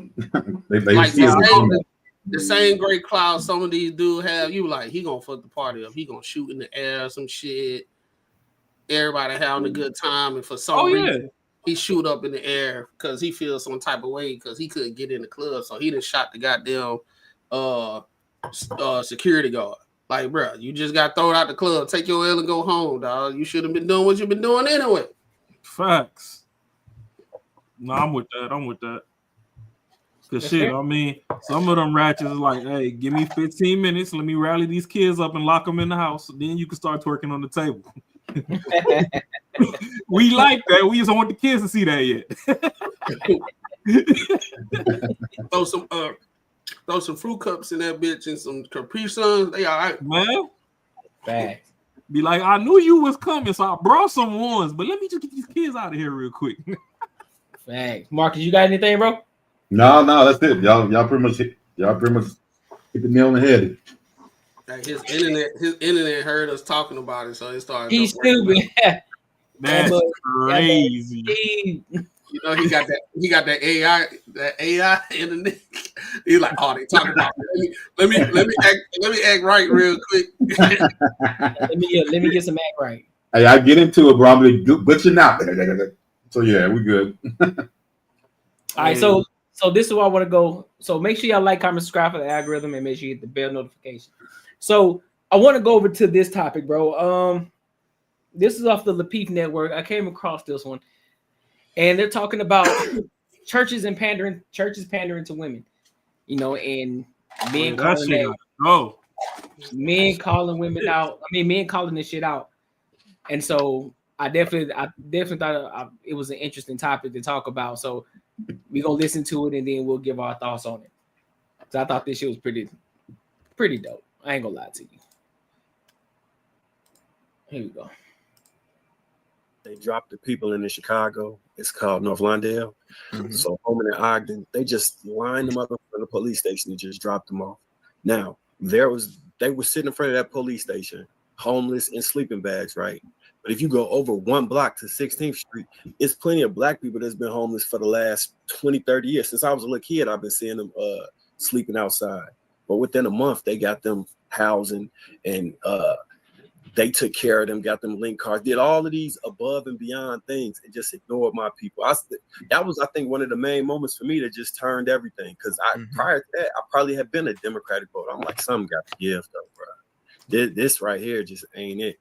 And I'm looking at the stark contrast. I think like the amount of link that was going out was circulating around this time. I said, I can't believe this. They really playing in our face. Yeah. Like they convinced us to delete our kids, talking about, this ain't the ideal place to raise children and all this other stuff, but convinced everybody else to bring their kids to the community and gentrify us. They removed the rental assistance for the people, for my people during COVID. And then they ran out the money, but somehow found that same rental assistance to put all these people in these different so-called vacant or abandoned buildings. They really been playing with us. I think 20 to 30% of us understand what's been happening, but I think more and more are waking up. And when we get to like 60, I think we're gonna reach a critical mass where we can see some real change, because we're gonna demand it, or you get nothing. I don't know how the Democrats come back from this. I honestly don't. Dave, if you could wake up every black man with one truth tonight, what would it be? You're capable. Period, point blank. There is nothing stopping you. Period, point blank. To me, that does not mean that it's not harder. It does not mean that you might have to, take the stairs while you see other people taking the escalator or the elevator, but it's possible. I'm sitting here as a person with my 22nd consecutive bestseller, but I have dyslexia, dyscalculia, and a speech impediment, and I speak all over. It's possible for you to do whatever it is that you want to do. And my whole thing is you have to lead. And we've got to get back to prioritizing our priorities over our feelings. How we feel about what's happening has nothing to do with what we have to do, regardless of whatever else happens. I tell my family all the time, if you're entitled to your own mental health, and I think your mental health is important. But if you are having a bad day, nothing changes about your situation. If I lose my shit, everything changes about everybody's situation. And that's how we have to move. We have to move as if we're taking the burden of our families, our communities, our societies on our shoulders. And it's not fair, but it's where we need to be. We need to start asserting ourselves in a way that's positive and in a way that is impactful for our communities, because we can't wait for everybody else to do it. And it's not enough to blame Black women for every ill in our society. We got to look at what society has done to our Black women and what has been permeated through our community. And we got to step up and make sure that we are the best versions of ourselves. So get therapy, go to the gym, eat right, drink water, and go out here and demand your place in your high place. That's it. That's all. I think some of the people in the chat may have thought we was speaking against the religion of Christianity or against your belief in God. And that's not what that conversation was. It was about holding the people that are in position to affect change, that are pulling the strings, and make sure that they're doing things to positively affect the community. We're not nobody trying to knock the religion at all. Yeah, because I want to touch on that too. I'm close to some people who are in very good churches, right, that pour money back into the community, don't realize it as a hustle, and are helping people, taking people who are off the street, giving them free counseling, people who are on drugs, people who are battered women, and are doing the community a service, building schools. So I've seen a lot of good come out of the church when it's done right. And it would have been great if we had more people doing that. It's unfortunate, but I've seen people take advantage of it, particularly in the South, like the mass churches and stuff like that, where they're verifying your income for tithe and stuff like that, and just making it more entertainment than anything. That's never what it was supposed to be. And I think that's what the detriment to the men was. Like, people just like, what the hell, right? This ain't it. I'm not getting a word. I'm like, this isn't even inspirational anymore. And it really gutted the men out of the church. It is what it is. So it's about holding people accountable too. Nobody really holds those people accountable, and some of the bishops aren't doing a good job with vetting the people who they putting in them pupas, right? So it starts with the leadership. People. So look, I got a question before I continue to keep playing it. What are your thoughts on the church, if any? Like, what are y'all thoughts on the church? Is it as in 2025? Do you think it's conducive to the progression of, just the community, just where we're headed in the world right now? Do you think the church is conducive to what we're trying to aim for? I think some are. I think there's a lot that are, but I think the mega church put a bad taste in a lot of people's mouths because the way they infrastructure is, and they know to pander to women to make that money. Anytime you go to churches that's really not the mega churches, there are way more male attendants. And I think those are the ones that's conducive because they're not scared to preach the word, even though if it doesn't make you feel good. I think the mega churches, they just want to make you feel good. They're not putting they're not teaching one of the commandments in the Bible that love, correction is love, right? They don't teach women that they can be corrected because the people that's trying to correct you they just love you. For example, your dad, if you had one, when they correct you, it's out of love. They have no ill will against you. They just trying to protect you. Whereas a person that don't correct you, they don't love you, even though they see you in self-destruction. So they're not. I don't see a lot of those mega churches. I have been to some good big churches, but I think in general, not the mega churches. The smaller churches are the mega churches. I don't think so. It's about the money. Yeah, I don't. I mean, when I was a kid, I went to church. A good amount of time, not like a lot. A lot of my family members are preachers. I mean, I've always thought it was kind of a, kind of you just go there, you get fluffed up.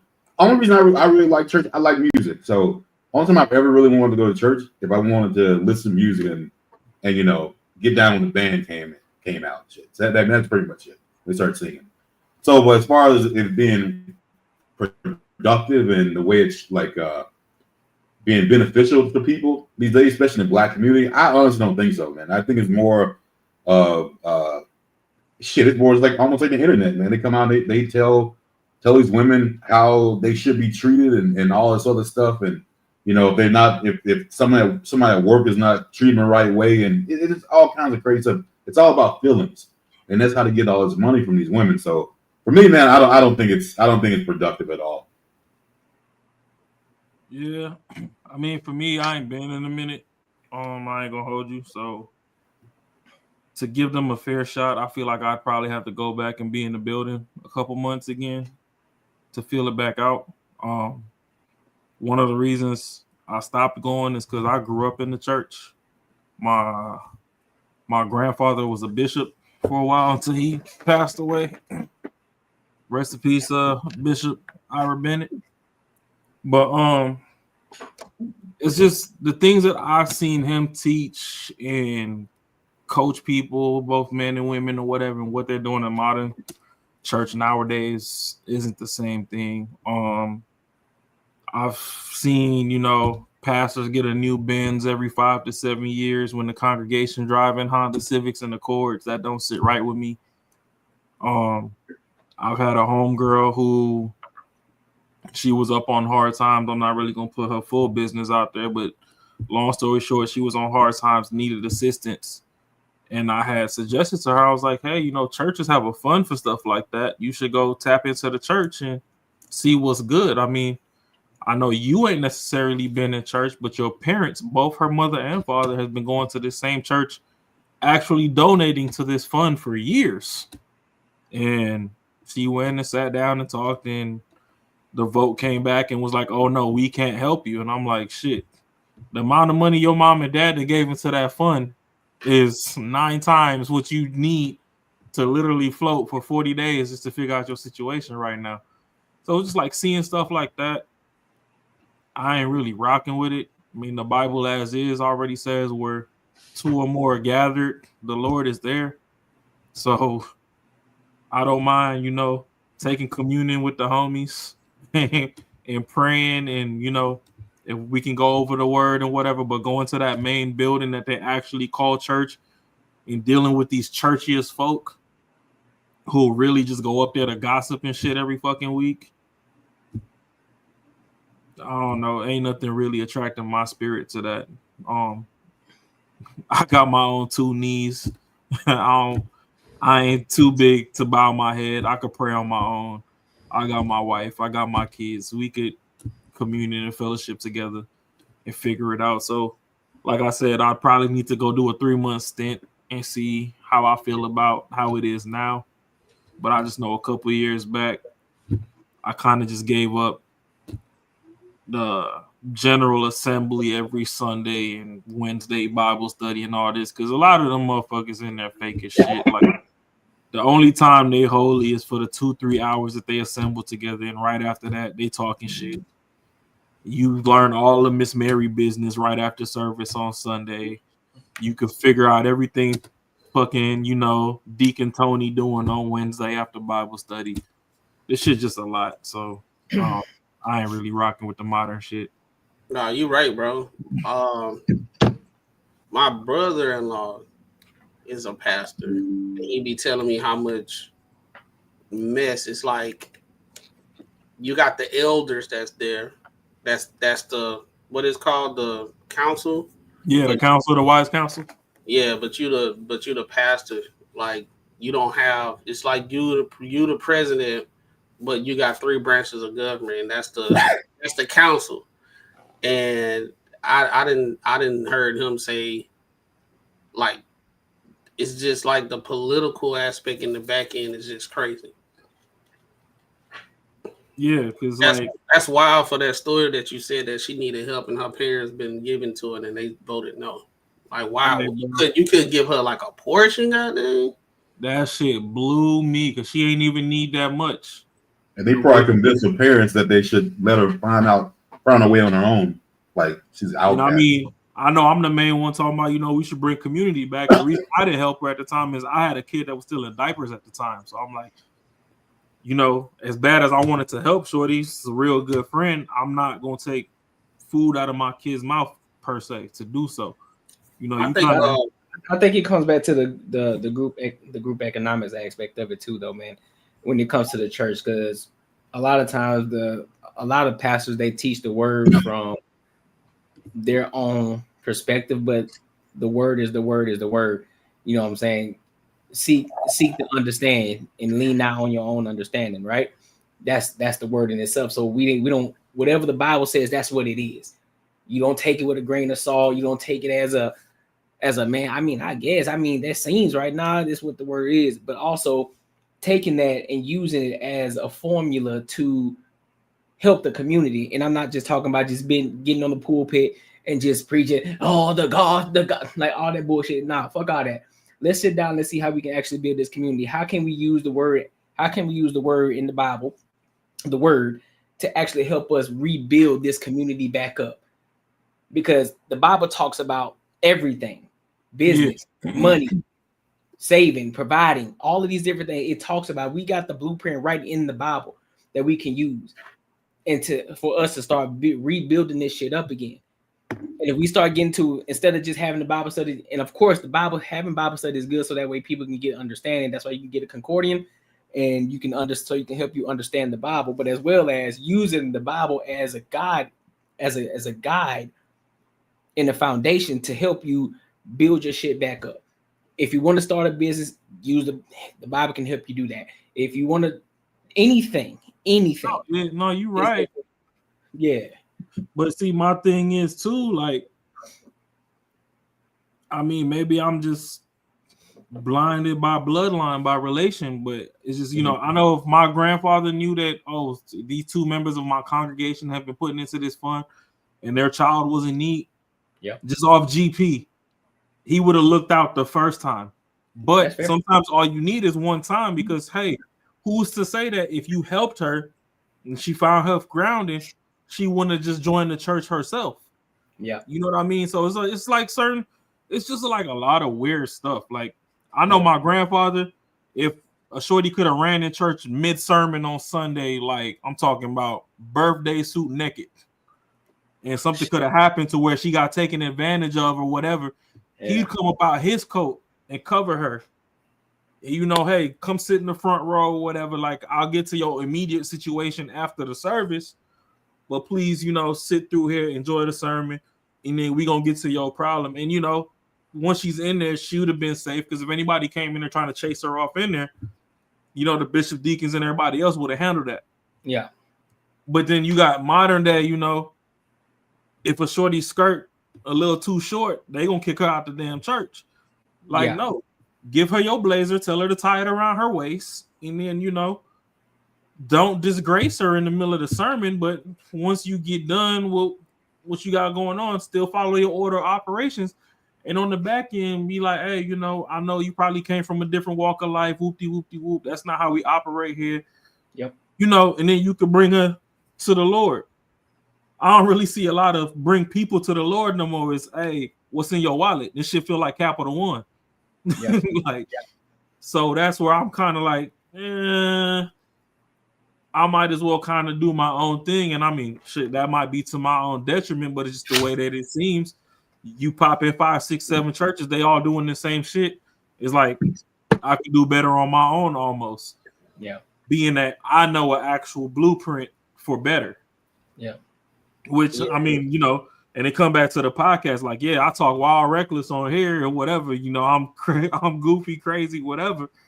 But I still have my grounding in some actual shit. If somebody going through some shit, I'm not going to spit on them while they going through some shit. If I got it to give, to help, then hey, you know, that's what God gave me extra for. I'm not finna go blow my extra on some strippers knowing somebody's starving and I can help them. Yeah. But after I help them, if I still got some extras, I still might go throw these once. Just, you know what I mean? So and he's still working on you. You know what I mean? I ain't gonna say it's balanced, but hey, he knew what he created. He working on me. But you know what I mean? Like, I just feel as if shit done went, stuff that I seen even through the 90s till now. It's just, I feel like everything done did a complete 180. And it's It's for the about worse, not the better. It's about production now and money. Yeah.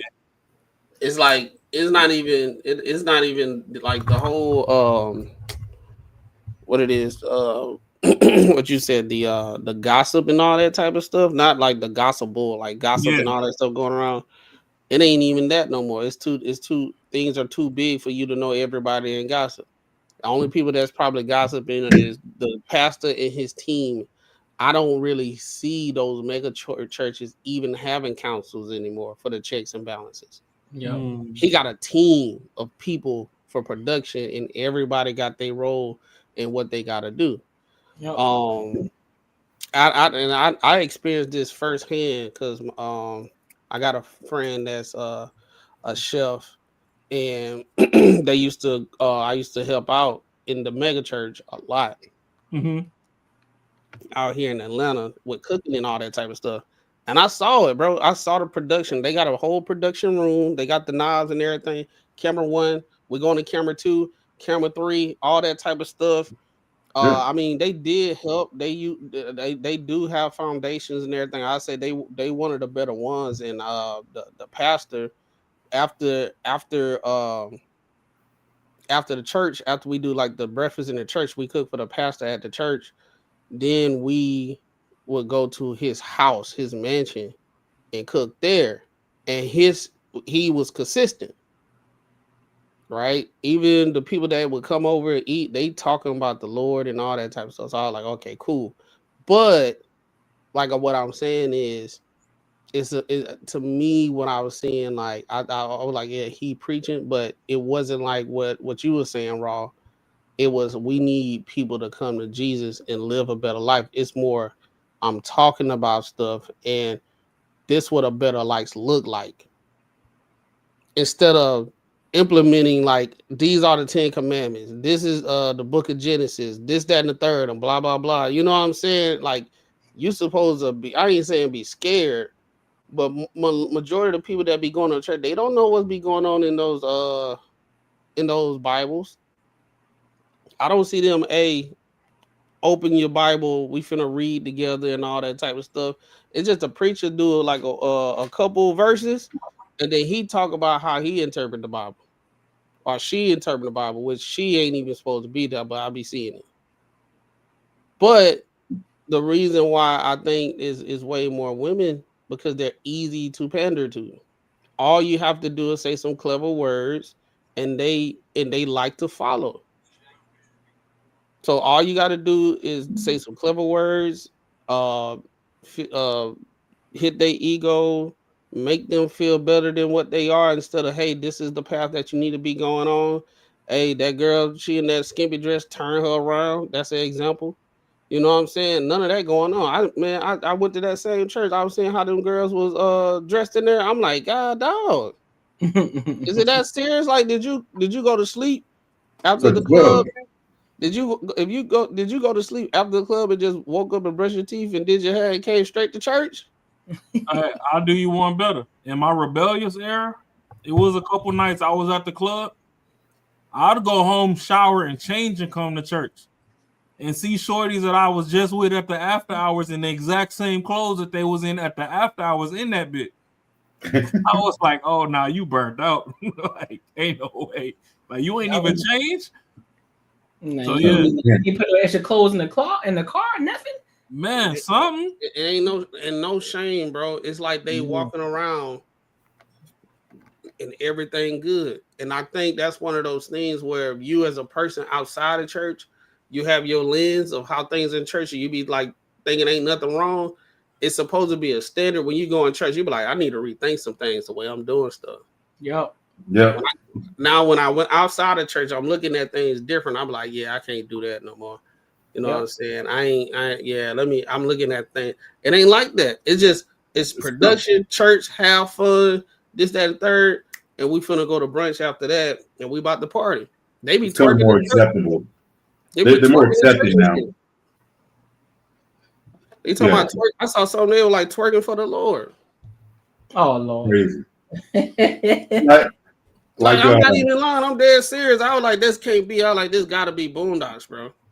Twerking for the Lord. That's crazy. For the Lord, yeah, bro. but the thing is, when she twerking for the Lord, has she twerked anywhere else? Oh, of course she has. Oh yeah. Oh, then that, you know. Them the only ones. I'm telling you, they the only ones that would do that twerking for the Lord. The girls that really don't twerk, they'll be scared to twerk for the Lord. They be like, okay, that's a little too much. Well, I don't know, because I went to high school overseas. I was in the motherland. And that's different, bro. That's culturally they be. It's a lot of women with that meat on their back. It just it wiggle when they jiggle. You know what I'm saying? So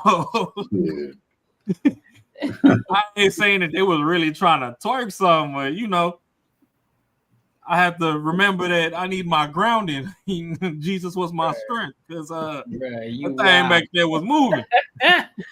You wow. Let me continue to play this video. This man.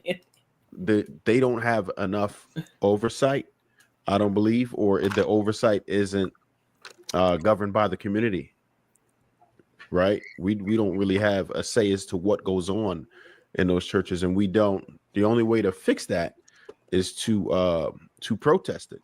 So we the men kind of just hauled ass, and they now just pander to women and give them false hope and the things that aren't realistic. And I think that's a major issue. Yeah, I appreciate you bringing it back around. I wasn't offended. Didn't want to come across that way. I was trying to aid to the fact that the church is no different than an IBM or a Google in the sense of its function. And a lot of times when I listen to our community, there's very little you can do as the janitor at Google comparable to being on the board at Google. The church is an entity. A lot of times what people who attend church do is they give $5 and then be like, well, I've been giving $5 for 2 years, move mountains, not understanding that the church has to run lights and everything else like any other building on the block. Like just religious organization doesn't mean General Electric or Edison is like, oh yeah, you guys don't know. That's not how it works. So if you have an ability or abilities or small subsets of people who have skills, that will be where you want to be applicable at, because it functions on the same trajectory as an organization. It's 501c3. So you have, does that make sense? Like it's an LLC corp. Well, true. I wanted you to know it wasn't even that was what my response was going to be off rip. Even if you said nothing, my response probably would have been identical. It wasn't any response anyway. It was just more of a response to the question. That's just my understanding of it, and I know how most people feel about it. Right? I know the general sentiment about what the black church is and everything. It's hard to say because I've seen a lot. I've been through plenty of denominations and all, but it's hard to scale and see like how many people are doing well and how many people aren't. You know what I'm saying? All I know is I've been turned off by a lot of the masses and the commercialism of it. All of those I kind of stayed away from. So that was never my experience. But I see there's far too many. No matter how many there actually is, it's way too many, right? And they're the most polarizing, and they're the ones that you see on social media, and it's really tarnishing the name and discouraging people. I could see why people say, well, nah, I ain't messing with that. And then you know what I'm saying? Then you got these other guys. I don't see it in America as much, but I see it overseas sometimes where you got these people faking like they bringing people from the dead. You see them faking like they healed somebody or got rid of a sickness on the fly. I'm like, come on, bro, what are we doing? Why are y'all doing it? At that point, you're really playing. Those type of people shouldn't exist.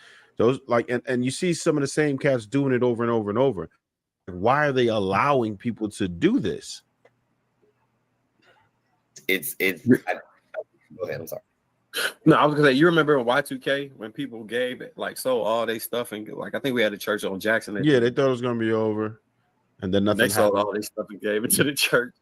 Oh, kind of just how they did that shit not too long ago, October.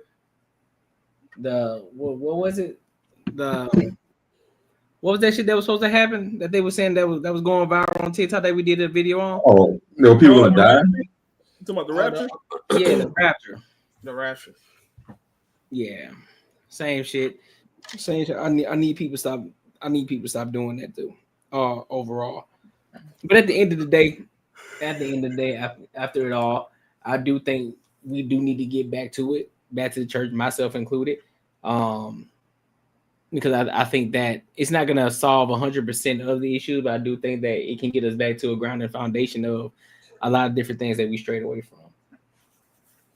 In retrospect of a lot of things, I know we all, just because we've seen so many different things happen within the church, and it has given us a bad taste in our mouth with the pastors. And I'm not saying like, listen, I'm not saying go back into the church and go sit down and listen to a pastor tell you how to do something, but actually get back into your Bible, get back into your shit. A guy that I listen to now, Myron Golden, he talks about it from a really good standpoint. He talks about business, but he also talks about the Bible as well, and he breaks it down how the Bible is and what the Bible says, not from his own perspective. And I think it's a great start as well. So that's just me, and that's what I do. You know what I mean? Because I definitely want to make sure that I'm getting back into it and creating that foundation too for myself. So yeah, I wouldn't say that for me. Yeah, it's probably gonna happen for me. I've just never been big in the church. I believe in God. I believe just doing the right thing, and I feel that. I just gotta stick with that. So the whole premise is, I just focus on a little bit different from that. I don't think me going to church, for me personally, I think church is good for a lot of other people. I think just for me personally, again, it's still an interpretation of what the Bible means. I mean, not anyone can have their own. I mean, there's a million different interpretations what it all means. So, I mean, for me, I'll just take it the way what makes my life run better, and that's literally the only way I can go. But yeah, I mean, I do think churches do need to get better. I don't think. I mean, from when I was younger, it was always, it was more. The churches were more like judgmental. Like if you didn't go to church, you were a fucking pile of shit. And if you did go to church, when you did go to church, like you had to be a certain kind of person. And then all the people who didn't go to church and they're in part of your family, it was almost like you had to like bully them into going to church. It wasn't like, you wasn't trying to get them to come into church because it was a good place to be. It was more like you're gonna go to hell if you don't go. It was like more of a scare tactic. Yeah. And now it's more, now it's just more mainstream. Like Macaroni was saying. I don't know if you've ever seen The Righteous Gemstones, but if you have, watch that shit. It's damn near just like that. That's true. Yep. Matt, Raw, any final thoughts on this one? This one, the Bible is not like what a lot of people be thinking. The Bible is a historical text. It's not like this.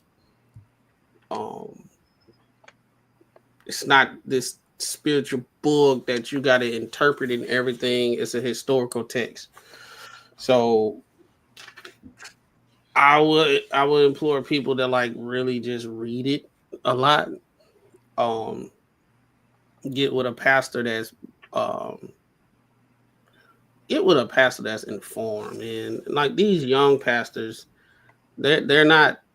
Back in the day, for you to be a pastor, you had to get your degree. You had to go through training and actually be under a pastor for some years, because you got to be able to decipher the Bible the way it's supposed to be deciphered, right? Not this in my own interpretation. I'm finna teach y'all based off how I feel and what I interpret from the Bible. You was a student of the Bible. It's a historical book on the things that actually happen. So I'm pretty sure they don't teach that in in church these days. But yeah, man, I'm not with the big mega churches.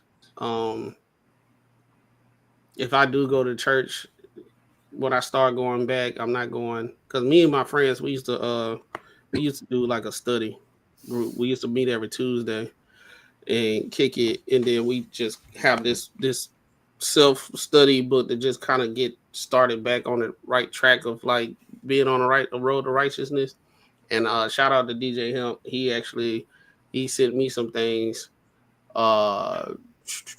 He sent me some things on Instagram and everything for me to read. You know what I'm saying? Just kind of like just where you want to start, where what's the purpose of you want to get closer to God.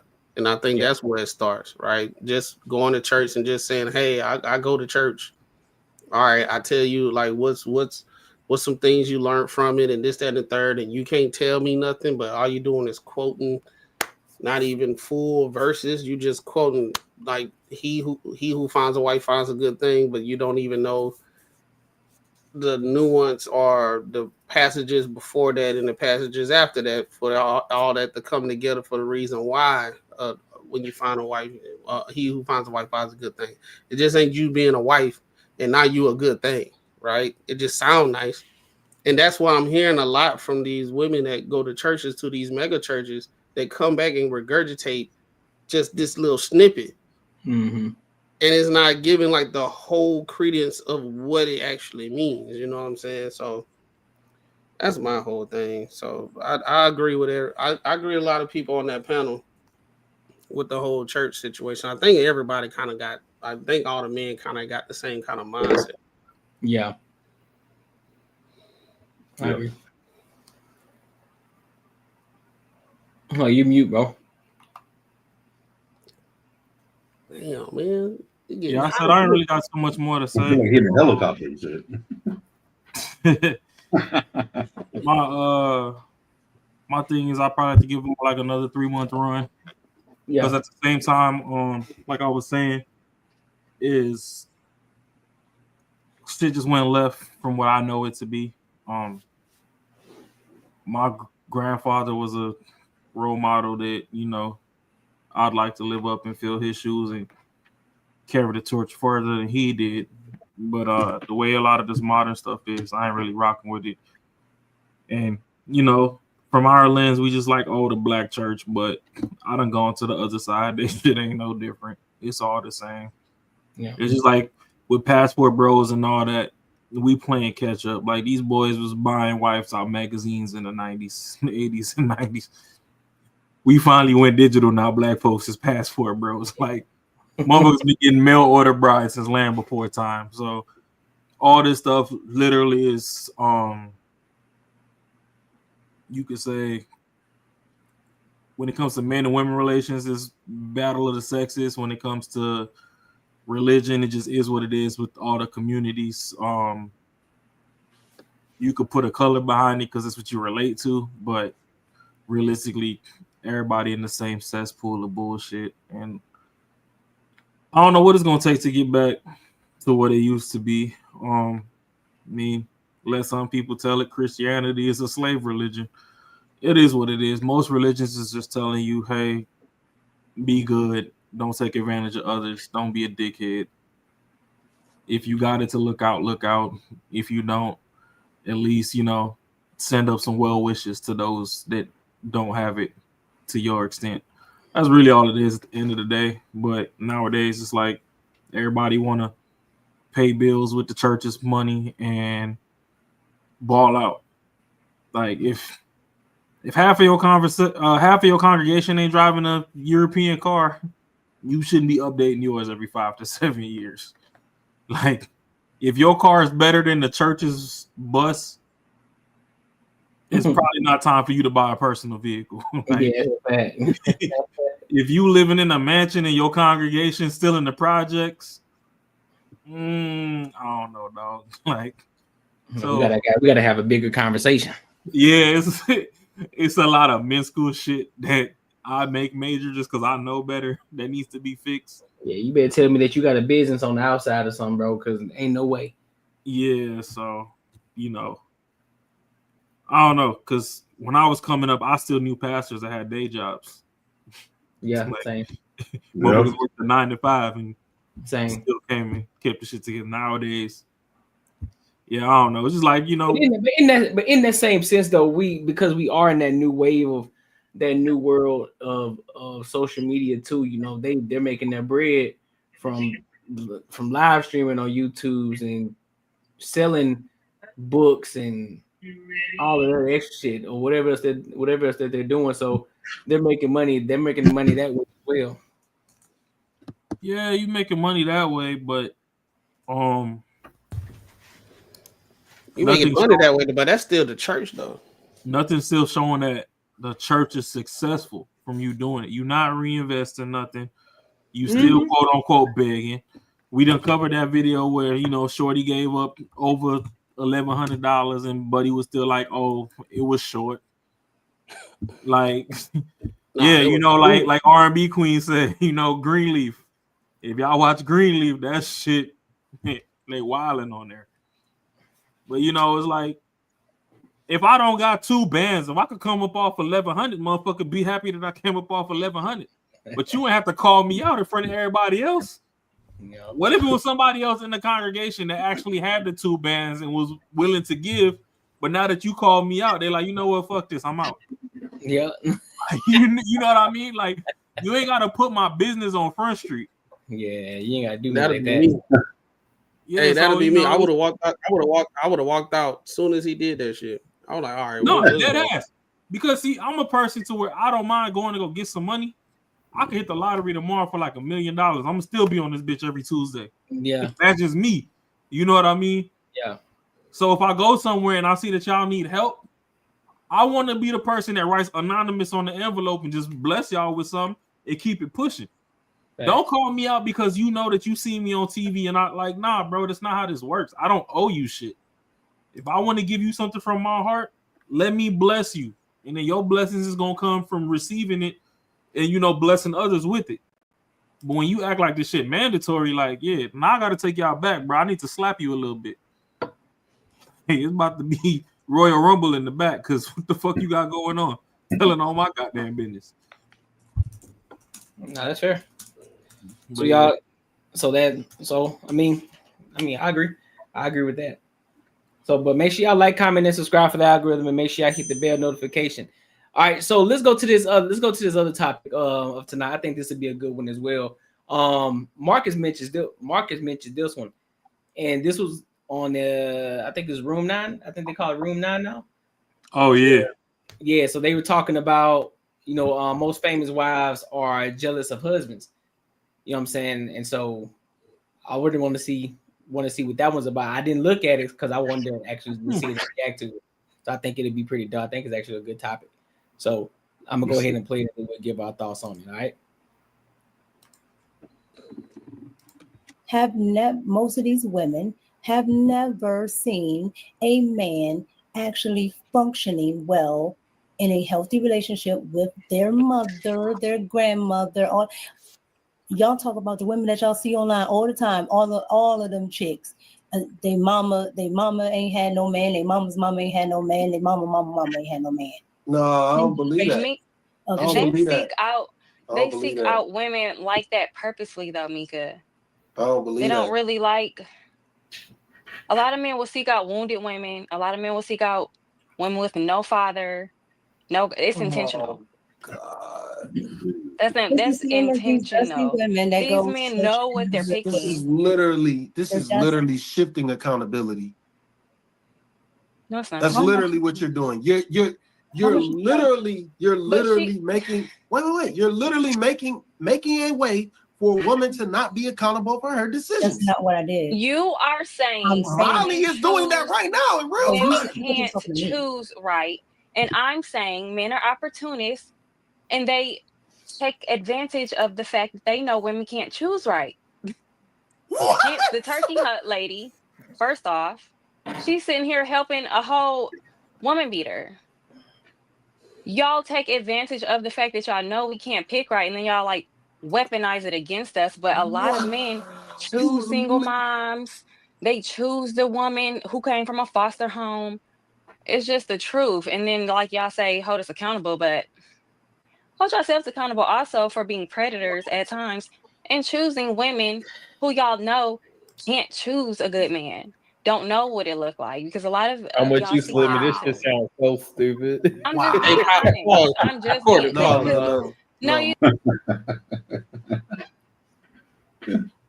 I know we're gonna talk about this and all that stuff, but I don't believe shit she's saying. I think Anton said, "Hey man, we need some content. Just be on the contrarian type shit and just let her loose." There's no, bruh.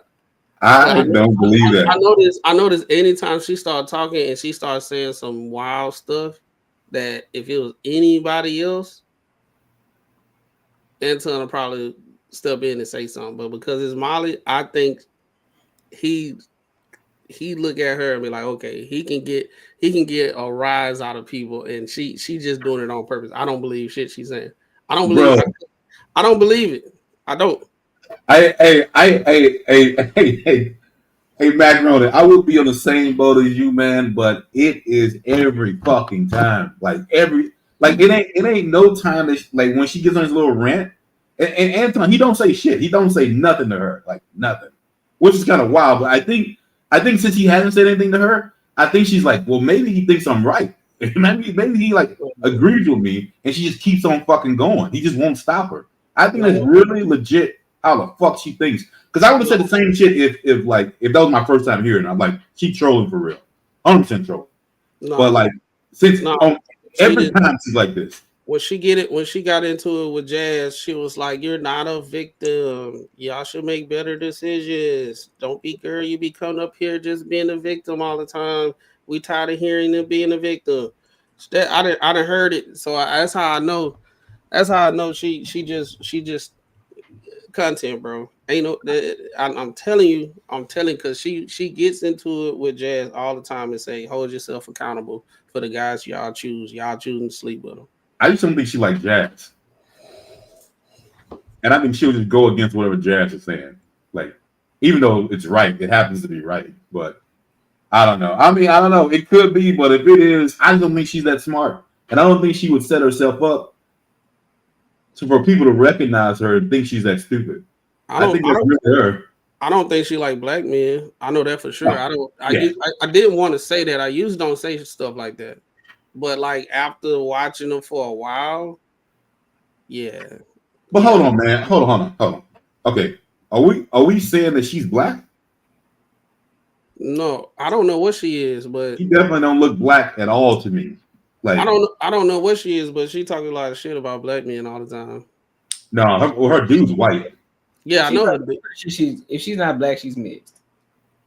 Yeah, she talks shit about black men a lot, like a lot. And I think if she's mixed, she's probably like a quarter mixed, not like even half. But either way, yeah, I don't think she's got any. No, she definitely like black people. But I don't know, man. I'm gonna say that's really how she thinks. I think she's so pretty that she's got away with just being stupid, and that it just like everyone's just gonna like smile and like, okay, that's cool. And she just keeps going with it, man.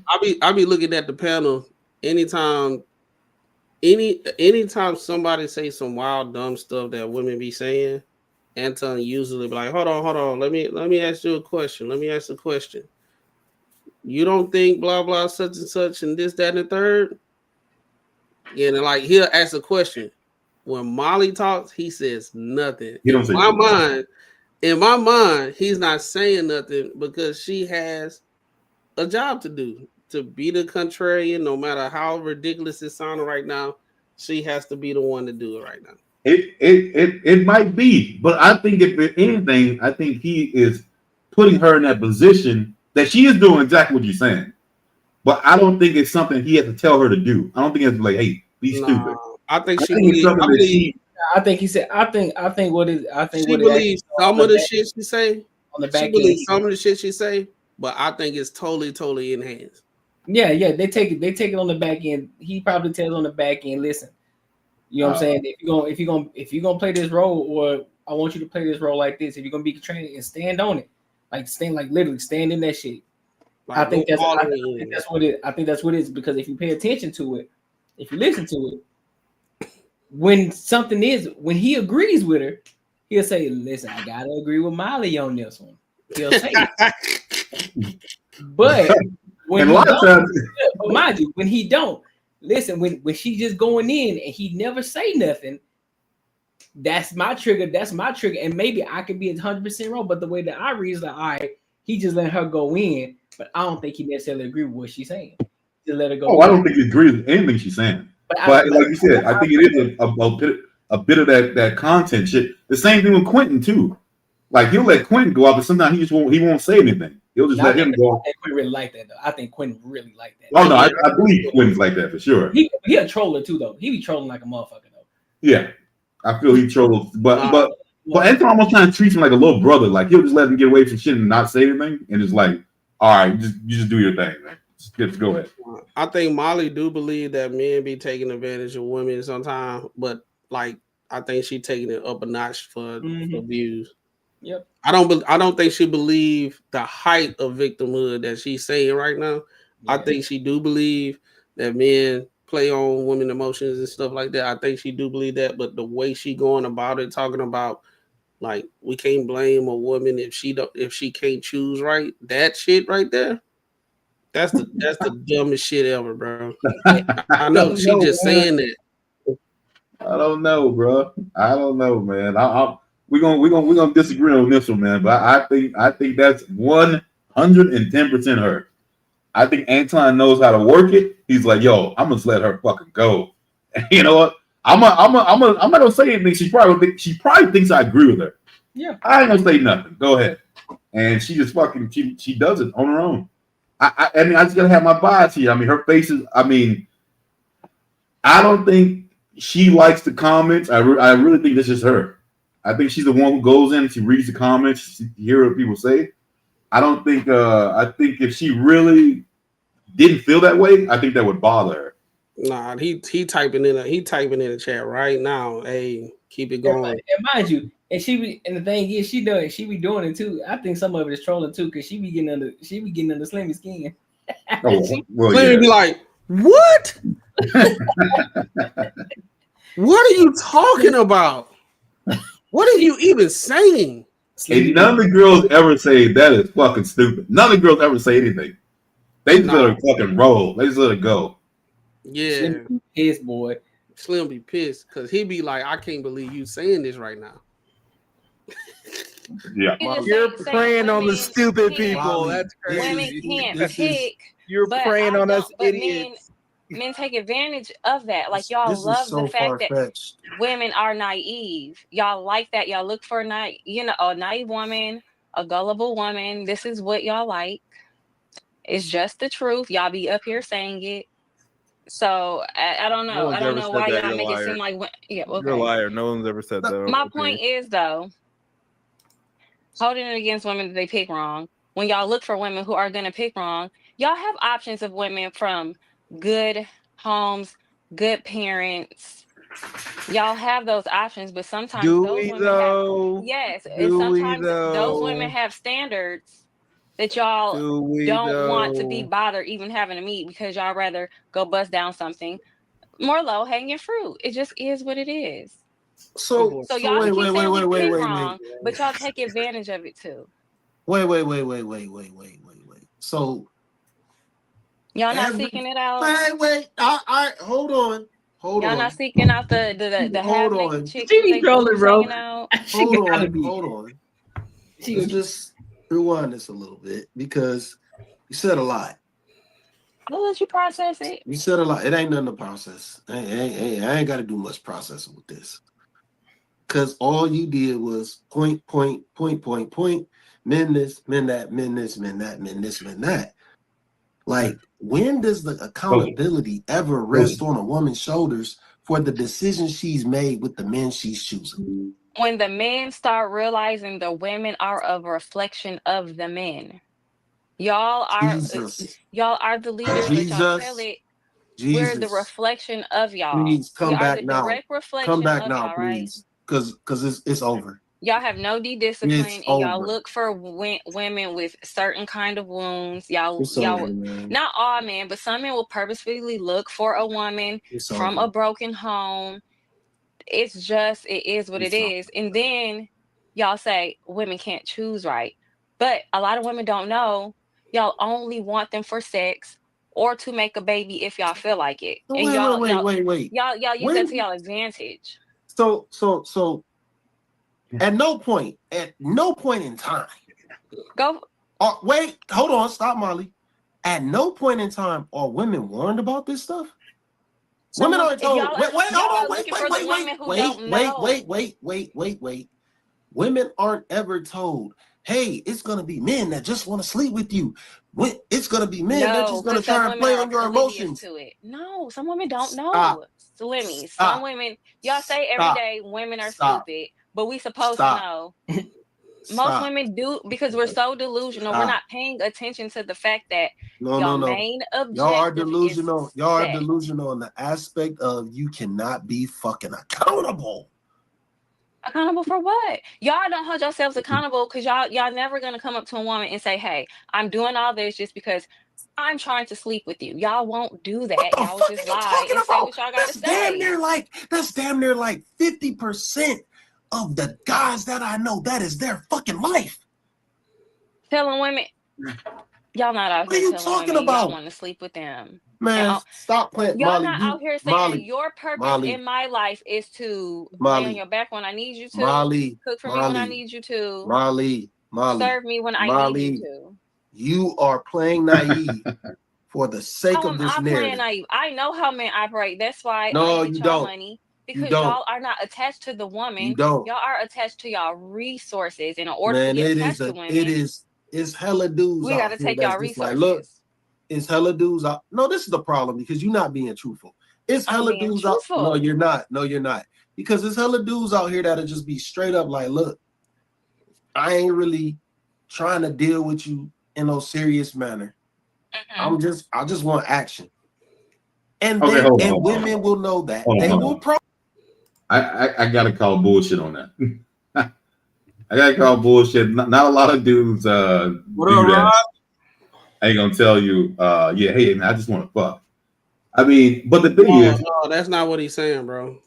no, what he's saying is I don't want anything out of you. But what she's trying to say is that's not what he's doing though. What he was saying was like if you talking to a chick and all that type of stuff, and then she'll be like, okay, what are we in this? Like, look, I ain't trying to be in a relationship. I like what we got going on right here. We just what we got right here. That's what we want. That's what he's talking about. Well, what she was talking about, and that what she talking about. She just yapping.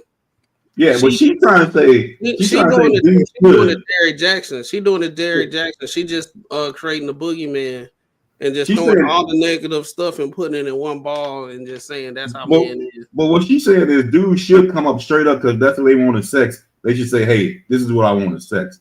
But that's the thing though. When you first meet a girl, you don't know her. That's what you want. That's what everybody wants. That's not very many people who come out when you first meet a girl without taking them out or whatever, say, I want this girl to be my girlfriend. The first thing you're thinking is, I'm gonna have sex. After that shit, it's up to her to keep you. Like if she's a feminine, nice, cool chick, then it ends up working out. But if she's an asshole, then it ain't gonna work out. But they get the narrative that it doesn't matter how she does it. It doesn't matter what she does.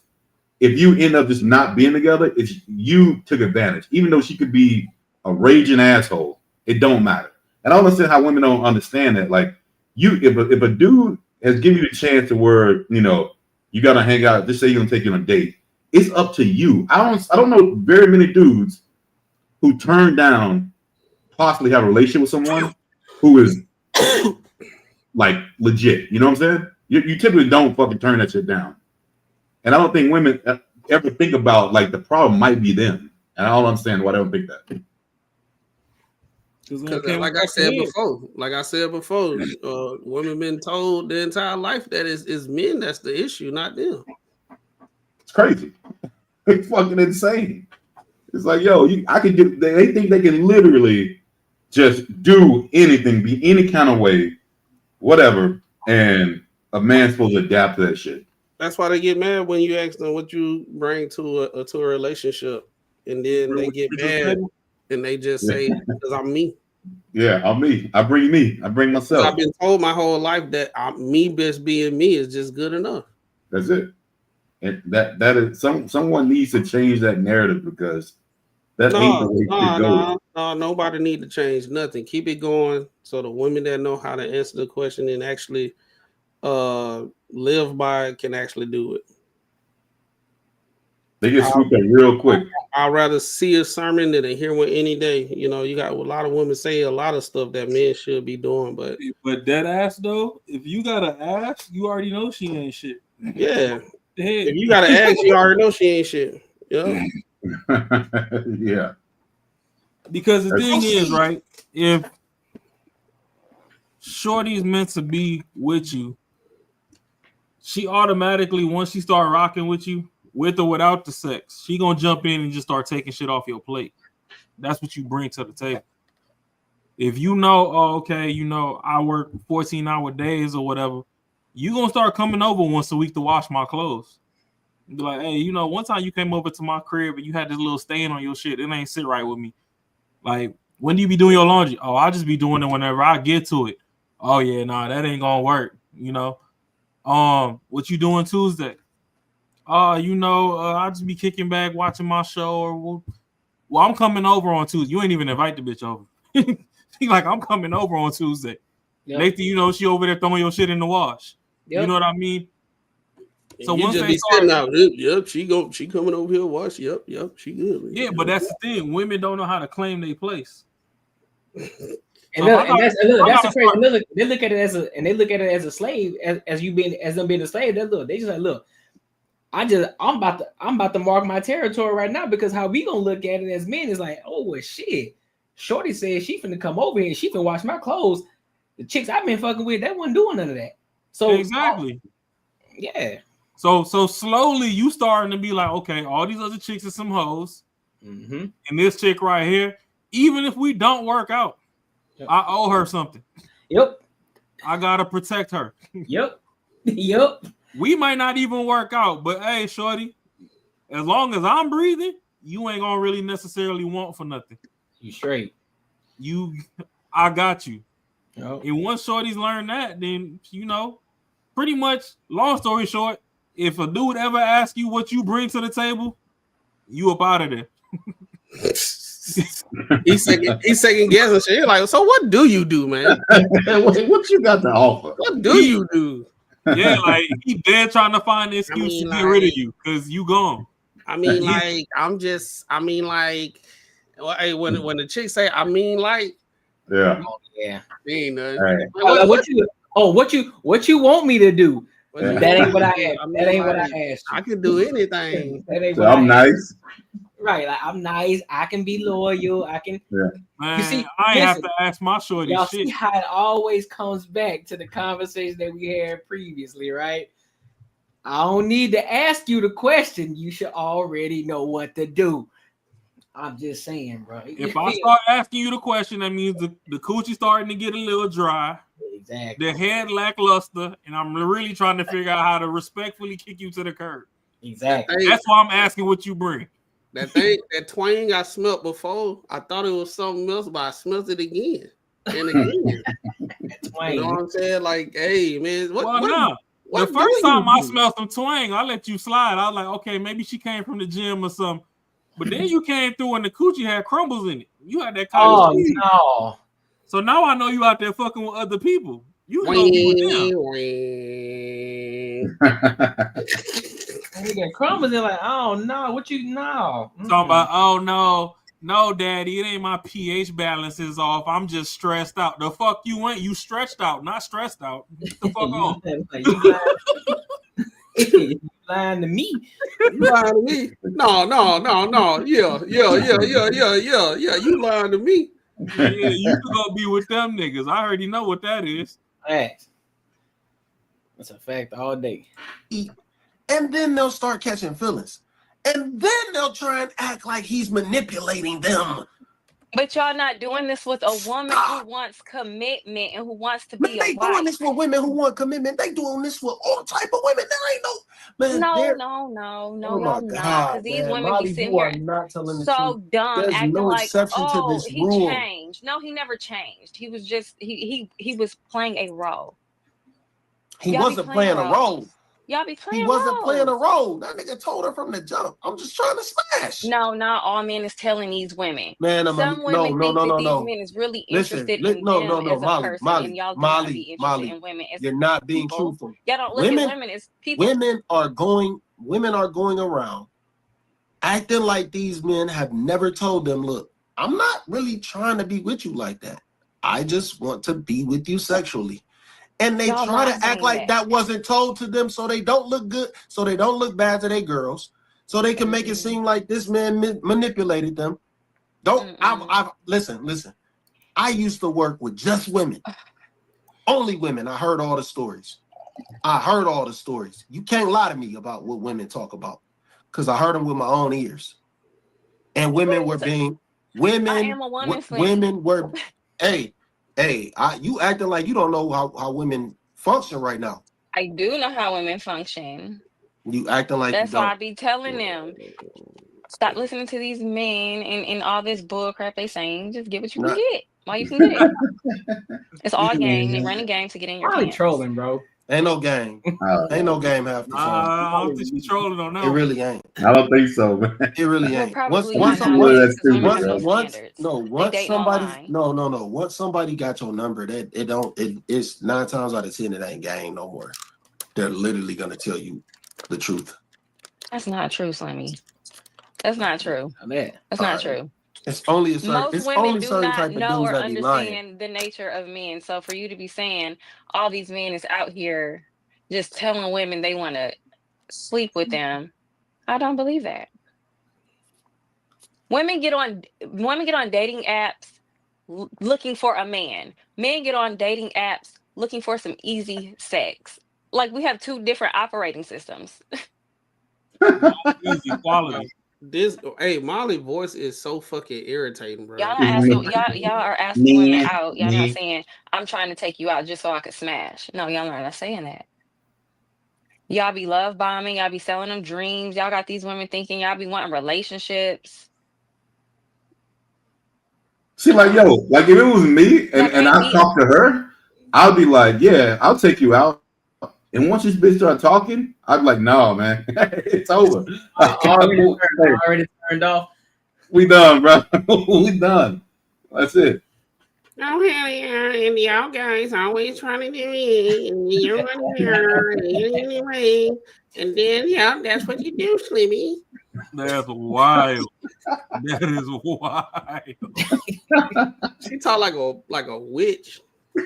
Yeah, my Bro, hey, but if she was nice and cool and shit that came out of her mouth, I'd be like, man, that voice, I can deal with that. Hey, bro, all she doing is she doing the Derrick Jackson, bro. She doing the Derrick Jackson. So she ball up all the most ain't shit ass guys, the boogeyman, put them in a box, and then the other box with all the women. They just angels. They don't know nothing. They just came out the womb and just found out what don't know what the world is. And I'm saying that's how she positioning it. And then now these guys are trying to go to these angels, these women that don't know nothing, these Bambis, and they just out here just never knew anything how men are. I mean, like that's a fucking lie because it ain't nothing but content talking about how ain't shit men is. What are you talking about? How you don't know how men are in this, that, and the third? I think Molly's thing is she trying to tell women to skip getting your heart broke and just be like, fuck it. If men want some coochie, get some coin. That's all. That's she like, basically she at the end of the day, you like shit. The shit transactional. Don't put your heart into it. Just get some bread because they just want some ass. And I think that's like the lens that she talks from. Now, does she practice that on her own day to day? I don't quite believe that either. But I feel like for the general public, she's like, hey, since y'all keep crying and saying that these motherfuckers ain't shit, then fuck it, get paid. Basically. I hate that she just keep on talking when other people be trying to talk, bro. Like That's a that learned shit, skill, bro. I don't know how, like, okay, I say what I say. I can go on my monologue sometime. And then in my head I feel like I went on long enough. Let me shut up and get a different perspective. Nah, she'll talk, and then when Slimmy be like, okay, what, and she'll just start talking while he's talking. Yeah. I don't get that, bro. Like, and she'll keep on talking. Sometimes I be thinking, bro. Sometimes I be thinking she be drinking. For real. Hey, no, I'm dead serious because sometimes she'll be talking. Her eyes, you know how, someone when they be getting drunk and they be. Oh Lord, you said she got the Kamala face. Yeah, and then they go in a trance and their eyes be kind of almost closed and they just be talking. Just going. I'll be like, oh my God. Hey, her and Jazz are phenomenal at tuning people out and keep talking while someone else is trying to talk. Like, it don't even bother what's going on up there, bro. They don't lose a beat, bro. They just keep going. You know, like when you talk and someone else start talking, you like kind of lose your track of what you're saying. Oh, no, them motherfuckers be. It's a learned skill, bro. I'm like, bro, how the hell you learn to do that? Like, how you just it's crazy. That is insane. But it's like we said earlier, I believe to a larger degree, Molly is trolling. My thing with Jazz is she believes everything that comes out her goddamn mouth. Yeah. Like, it's to the point where she believes she's been reacted to on this channel and she's been in the comments fighting for her life. Yeah. So she believes what comes out her mouth, and it's like, Jazz, chill out. Like, we're not trying to disrespect you in your situation, but she be taking breaths in between while she be talking. Man, Like not like regular breaths. I know you gotta take breaths when in between talking, but she be talking so long. She be like, and then and then they would give me, like, God damn. She can't. But that's because she's saying, so she know how to. She done had a breathing routine. Yeah. She be snorkeling through her conversation. That's true. I forgot she does sing. I forgot about that. No, that's the thing though. Like, you know, for what it's worth, she a baddie. I ain't gonna say she a 10. I don't believe in 10s anyway. 10s is trannies. Yeah. But I ain't gonna say she's a 9. But you know, she a baddie. She up there. Yeah. Especially for her age and everything, you know. She maintains her weight. Her hair is healthy. Her skin is, you know, flawless. And then she get to talking. It's like, yo, sis, why? Like, why are you so far off the deep end? It drop down to a 5 for me. I'll be like, Like, okay, time. Like you ain't even in the middle. Like you just dived off. You said fuck all the sharks in the water and everything. You just dived off in it. Like, chill. Do you not sense danger anywhere? Do you not sense danger at all? What you got going on? What you mean? What do you mean danger? What y'all talking about? Y'all want to harm me or something? And then that's the problem. Oh my god! Oh yeah, she would go right to fuck, and she would go right to fucking. He's like, bro. Hey, but you know what? One thing about her that I guess is a trait that you want all women to have. She don't need validation. That's one thing she don't fucking. Yeah, that's no, but that's the good thing about her though is like she's so genuine that no matter how much she irritates you, at the end of the day, you can't help but love her for being her. I ain't gonna say love her. I can respect it. I can respect it, but I don't know about that. It's a little bit of love and respect. So, you know, you love her for being her. At least she ain't being fake. I respect her for being her. I respect her for being her. I respect her for being her. You know what I'm saying? I respect it all. They're like, hey, listen, I respect it because you stand on that hill. You gonna down that hill. That hill that you standing on, you gonna down it. That's cool. Do your thing, bro. I admire it. But you wrong as two left shoes. So. Well, that's because a lot of her talking points got fucking feminism undertones to them. Yep. 100%. That's why her shit so polarized on one side. It's like you ain't even trying to understand middle ground. Exactly. But it is what it is. Hey, Jazz, when you see this, you can call us out. I'm gonna go back and forth with you in them comments. Holla at me. She already commented on one of mine. No, that's what I'm saying. I know we on the radar now, so shit, holla at me. Gonna have to These dudes they can't keep their name out my mouth. They watching the clip, and I'm not even on there, and they start talking about me. I'm just saying, okay, baby, I'm making y'all money, so keep making y'all money off of my face. Like, girl, going on. So one of these days, y'all gonna see me on the Q show on Mondays. And lo and behold, she on there. Boy, oh boy. He said, please advise. I'm gonna be sitting there like, oh my god, this is gonna be funny. He said, I'm gonna be on that bitch. Man, I'm gonna be on there. Oh, that's gonna be funny. Someone lock that one down. Because if not, then I'm gonna have to call in on fatty shit. But shit, fatty shit lawless. I don't. Yeah, that crazy. If you want to come to the show, I ain't that mature yet. Niggas on fatty shit gonna have me book this fight like this Fight Club. Right. You just come on the show and you be respectful, because sometimes women they act this way and you men act this way and you did. Now you're in a situation. Hey, man, your boy Ali be trying to cook. He like, no. Oh yeah, I hate when he do that. I hate when fatty do that shit. Yeah, I'm like, bro, let Ali cook, bro. Like, why you keep cutting Ali off, bro? Let that man cook. Because he just got cheeseburger fun. Man, that shit crazy, dog. Like, damn, how many cheeseburgers they sell in Portugal, my nigga? Yeah, when I went to Portugal, I ain't see not one, boy. I was looking for one. Hey, I had some ribs in Portugal. The worst ribs I ever had in my life. Fatty needs to get his visa and come do a little 2-3 month podcast tour out here with his old crazy ass. They could be up there speaking in subtitles and shit. Shit crazy. Any final thoughts on that topic?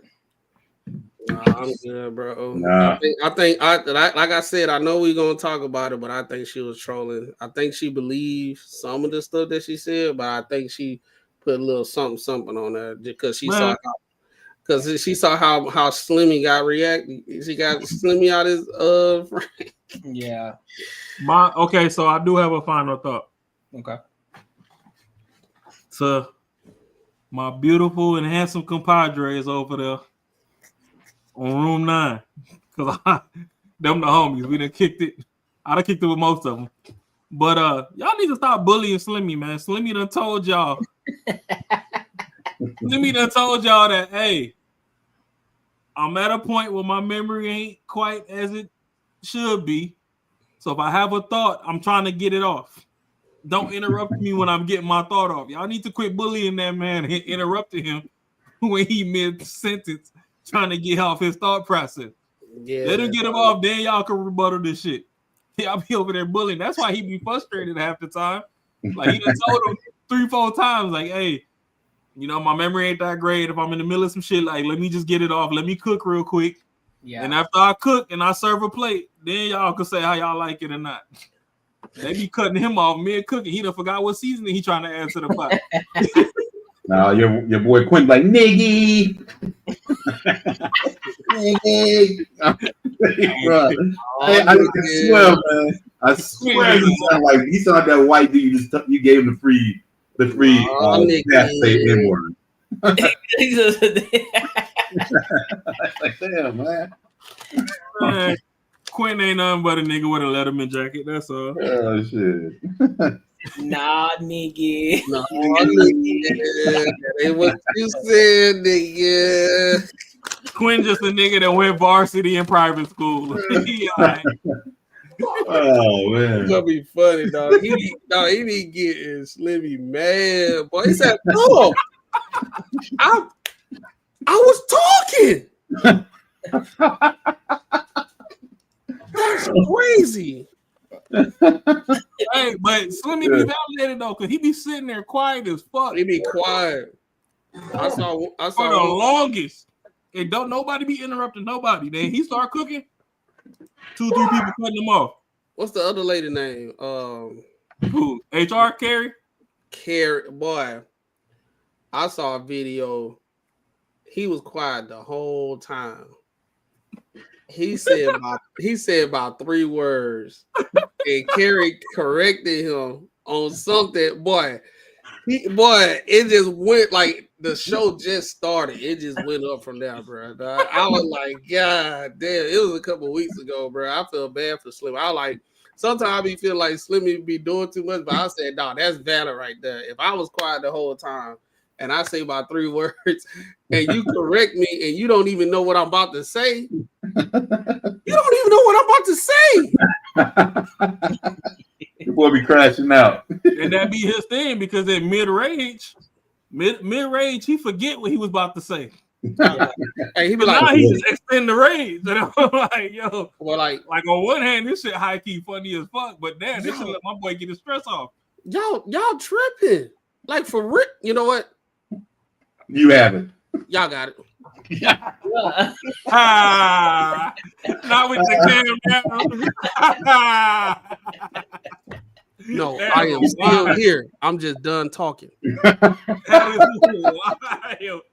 My man's calmed down on it too. But yeah, we good. That was my final shit. Oh man, that's funny. Oh shit. Boy, y'all ass crazy as fuck. Oh, shit. Hey, Slimmy, don't be trying to put me in the headlock next meetup, bro. Listen, man, make sure y'all like, comment, and subscribe for the algorithm. Make sure y'all hit the bell notification. Listen, man, I appreciate y'all for kicking it with the people tonight. You know what I'm saying? It was all the fellas. You know, we do what we do, how we do, when we do. You know what I'm saying? Shout out to Charlamagne the Gall and what is his name? And Charlamagne. Sweet John and Sweet John Jr. Charlamagne, what it do. Angela Ye and Angela Ye, Charlamagne. Boy, y'all got some names in it. Boy, y'all got some names on this thing, boy. DJ Envy. Charlamagne the God. DJ Evan, Charlotte McGay. Ooh, y'all got some names on here. Boy, you finna be donkey of the day in the morning, boy. That's what he said. That's what he said, bro. I appreciate you, brother. I appreciate you. Right. Listen, man. I appreciate this, man. And until next time, make sure y'all come. Make sure y'all hit tomorrow too. I'll be live tomorrow too. Same time, 7:05 p.m. And like I said, till next time, man. Make sure y'all pop in with us. I'll holler. Peace.